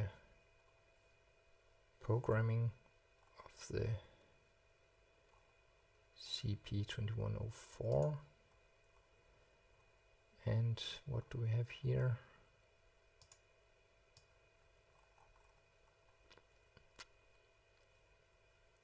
There's something moving around up here. Let's try and take that label. Put that in the right place. And let's have a look, R12. So we can also see that that's the current limiting resistor for the yellow LED. And we can just move that down in place in that area here. And then we have this capacitor or C13. So that's a bypass capacitor for U5.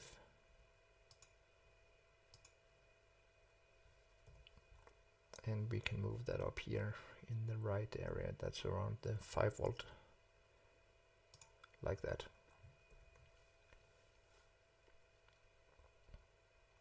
So now we have basically all parts placed, and we are still on this 1mm grid.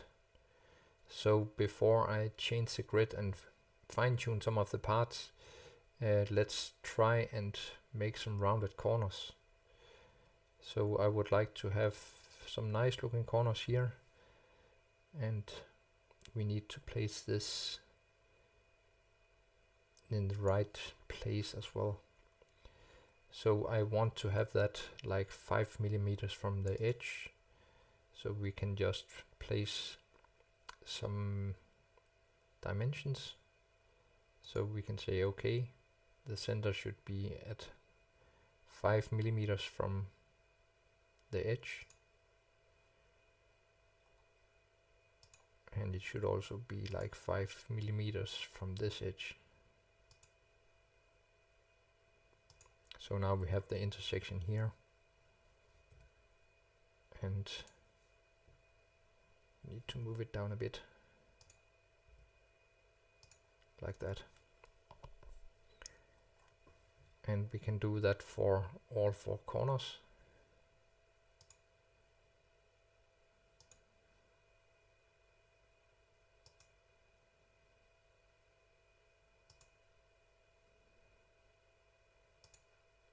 Like that.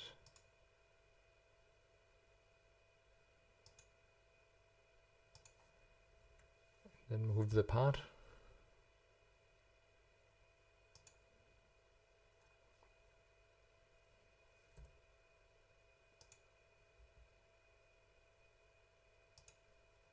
Like that. And of course we can remove that layer. I think that's in the user drawing maybe. No, it's in the no, it's not the fab layer either. So we can see it's this light gray.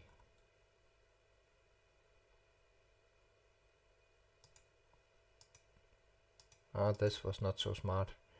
It was designed in the wrong, in the edge cuts, so that's not allowed. So we need to just make it in user drawing.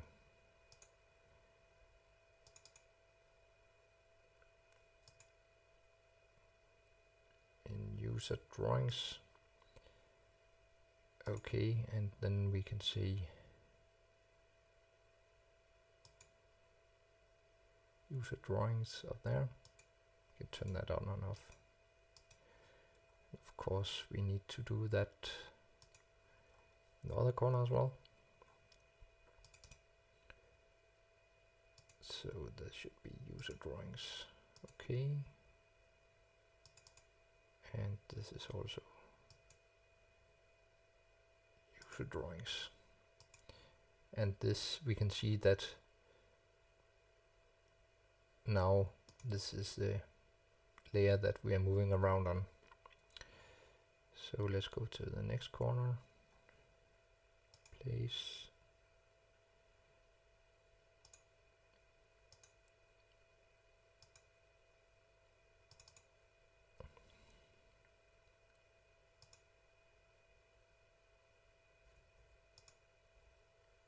Place.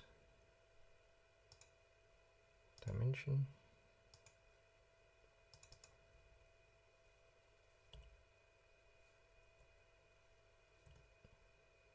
Like that. And maybe we can just eyeball this one. Like that.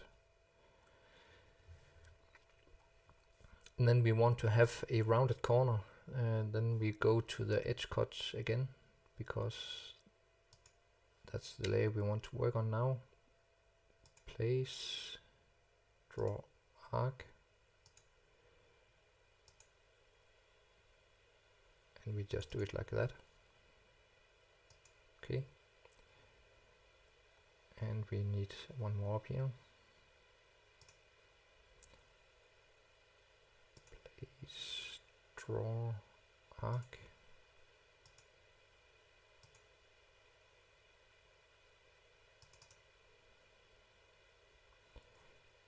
And one more. Just go from the center.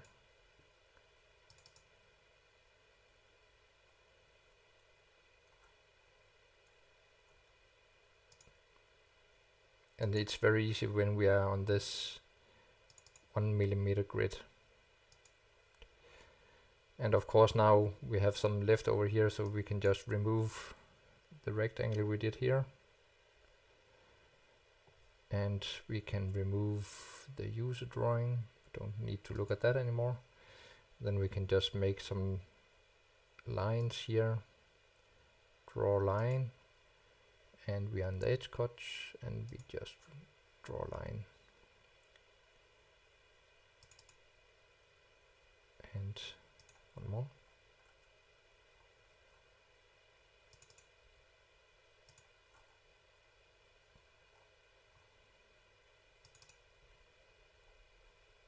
And this is the final one. So this edge cut needs to be completely closed either. There will be a problem rendering the PCB. So we can now have a look in the 3D viewer. And now we have some very nice rounded corners. And we can just remove the edge designators here.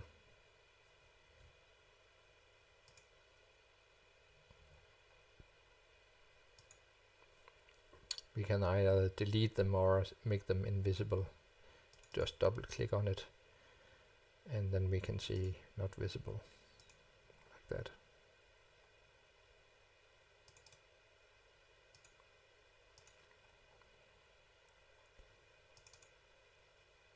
and not visible.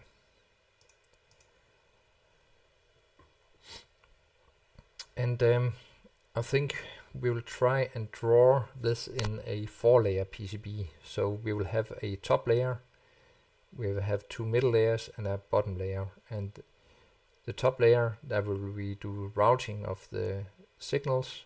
The second layer will be a ground layer, and the third layer will be power layer, and the fourth layer will be the layer for the routing on the backside. So the way to define a 4-layer PCB is we go here, and it's here in the board setup.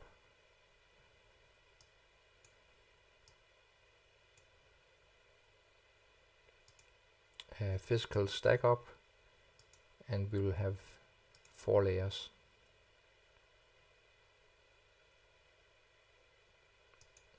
So now we have a 4-layer PCB, and we can see over here that we have the front layer, the inner 1, inner 2, and bottom layer.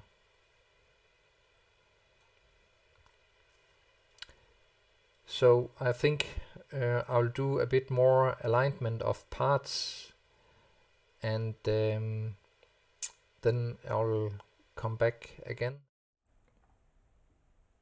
So here we see the PCB. Now I have rearranged all the parts and moved around with the designators, and I added some texts on the screw terminals, and now I started putting labels on this 10-pin connector, so it's easy to see which signal goes to each pin. So you can see it's a bit misaligned, so it's possible just to select everything here and then align and distribute. We want to align it to the center, and we want to align the distance between them. This is done here, vertically distribution, like that. Now we have even space, and they are placed in the middle. So we can do the same for this one as well. Align and horizontal center, and vertically, like that. And then we can just select everything here and just check that we are in the center. Yeah. Then move the labels in place. And we want to do the same for the other side.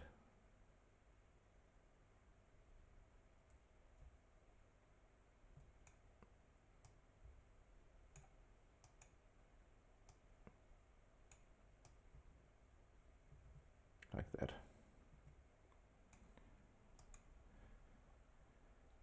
So now all the text is in place.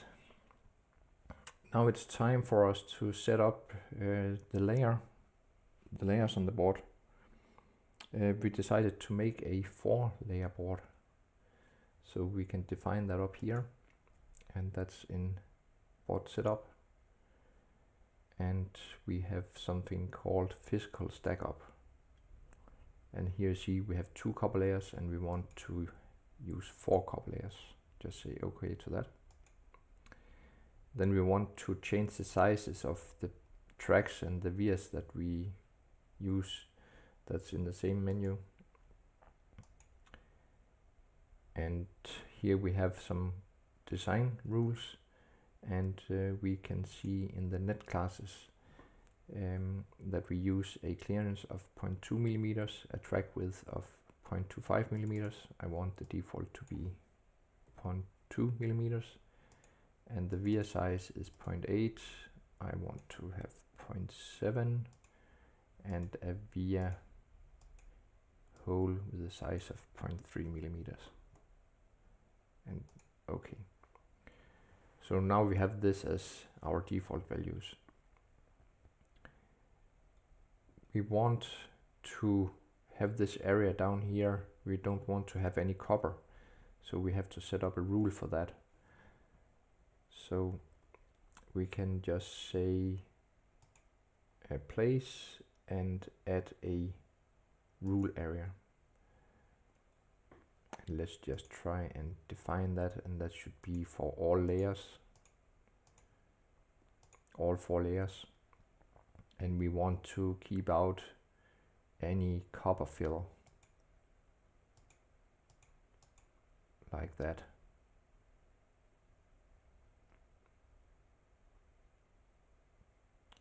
And silk screen, we want to remove that as well. We say OK, and then we define the area here. It's approximately in this area.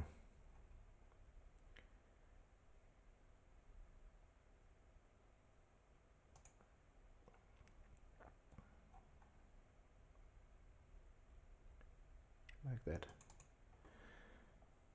So when we make a copper pour, then this area will not be filled with copper.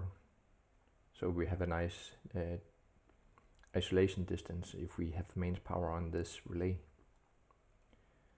So we can just show you how to measure the distance.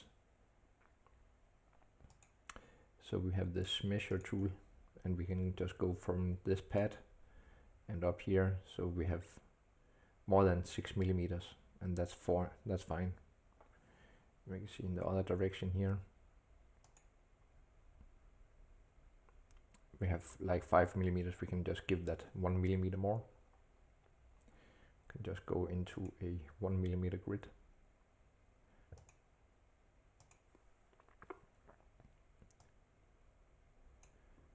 Like that.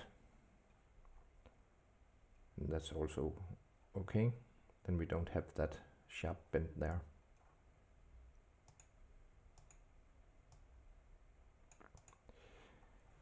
All right. We can just have a look on the 3D viewer how the PCB looks like. So this is the result so far.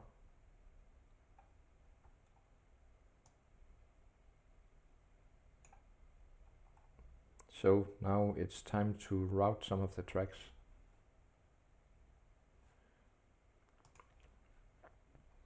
And the way that I want to do stuff is to have signal routed on the top layer. On the second layer we will have ground, and on the third layer we will have power, and on the fourth layer we will have the signals again. So let's get started routing some of the tracks. Normally I start with the most critical tracks, and this is, in this case, the USB signals. We want to have a clear path from the connector to the USB to serial converter. And you can see here that the data lines is actually crossing each other, D plus and D minus. So we have to solve that somehow.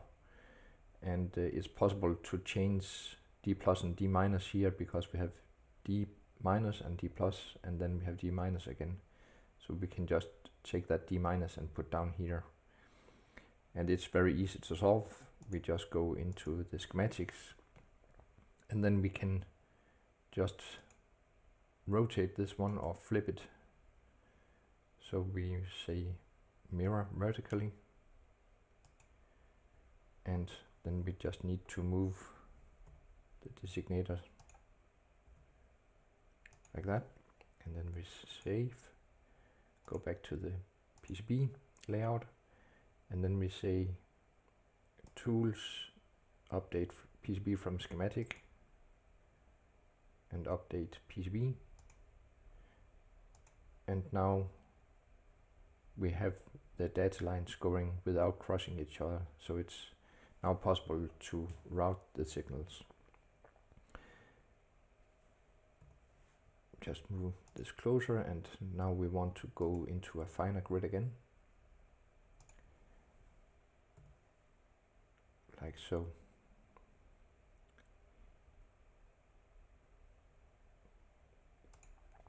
And it's not so critical with the tracks for the USB, since the distances are so short. So we can just wire some of the tracks, and this is just hitting X, then we can start routing some of the tracks here. And it looks like that we have to move it up a bit. And then we can drag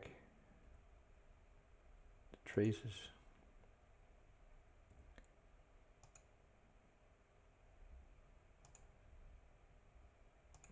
Like that. And then we can do the same on the other side. X.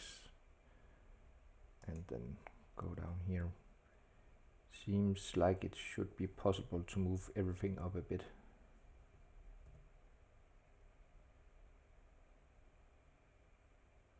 Like that. Let's try and have a look on that. Wire.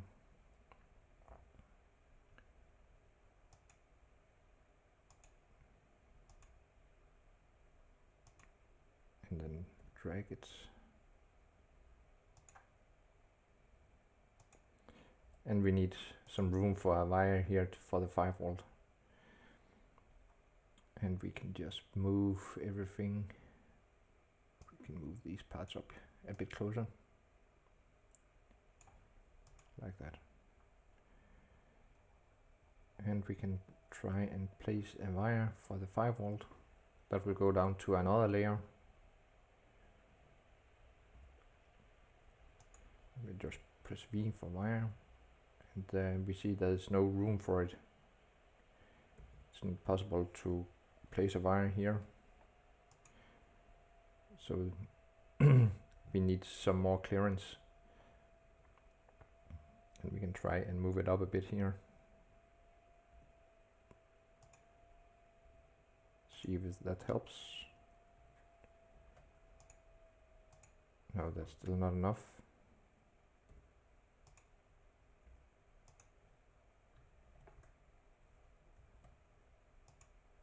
So now we have clearance enough. We can just try and see if we can get it a bit closer, like that. Like that. And then we want a wire for the ground.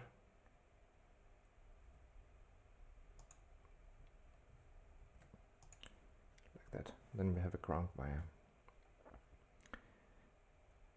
So it's just about getting everything routed. And this is just some tedious work, placing all the tracks on the different layers, making sure that we don't violate some of the more critical areas. So when I have routed the tracks, then I will come back again, and then we can start working on the remaining bits of. So here we see the board with all tracks has now been routed. All we need to do is to connect all the ground vias or pads to the ground net, and we'll do that on a copper pour. So we can just fill all the remaining areas with copper, and we do it with the function over here called add fillet zone, and we can just change the grid size to 5 millimeters and then place the fillet zone. And we want that to be on all 4 layers. And we want that to be placed on the ground net. And we want the clearance to be 0.2 millimeters. And also the thermal relief gap 0.2 millimeters. And the spoke width could be 0.3 millimeters. Say OK. And now we just complete the area where we want the fill to be placed. Then close it here. So now we have this area defined, and we can just fill it, and we do that by pressing B, and then all the coppers will be filled. All the areas will be filled with copper, and we see all the ground vias has been connected to that layer as well. So we can see that has happened on all 4 layers. Can just have a look here in the zones and change the visibility of each layer. So now we can see the top layer here. the inner layer. It is a solid ground area. Then we have some of the power tracks here, the third layer, and then here we have the bottom layer.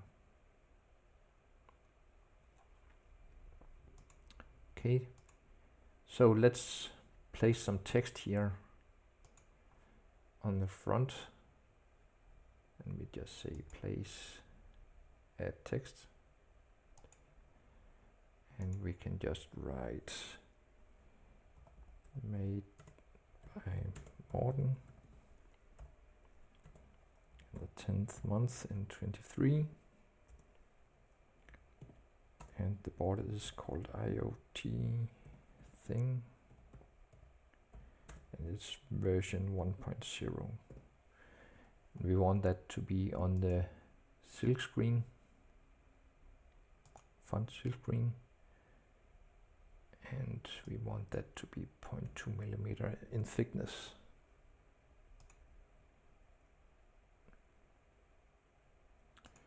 And we just need to change the grid size to 0.1 millimeter.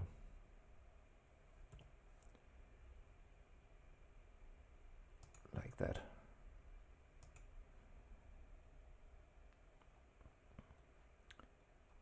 And we can just make that solid.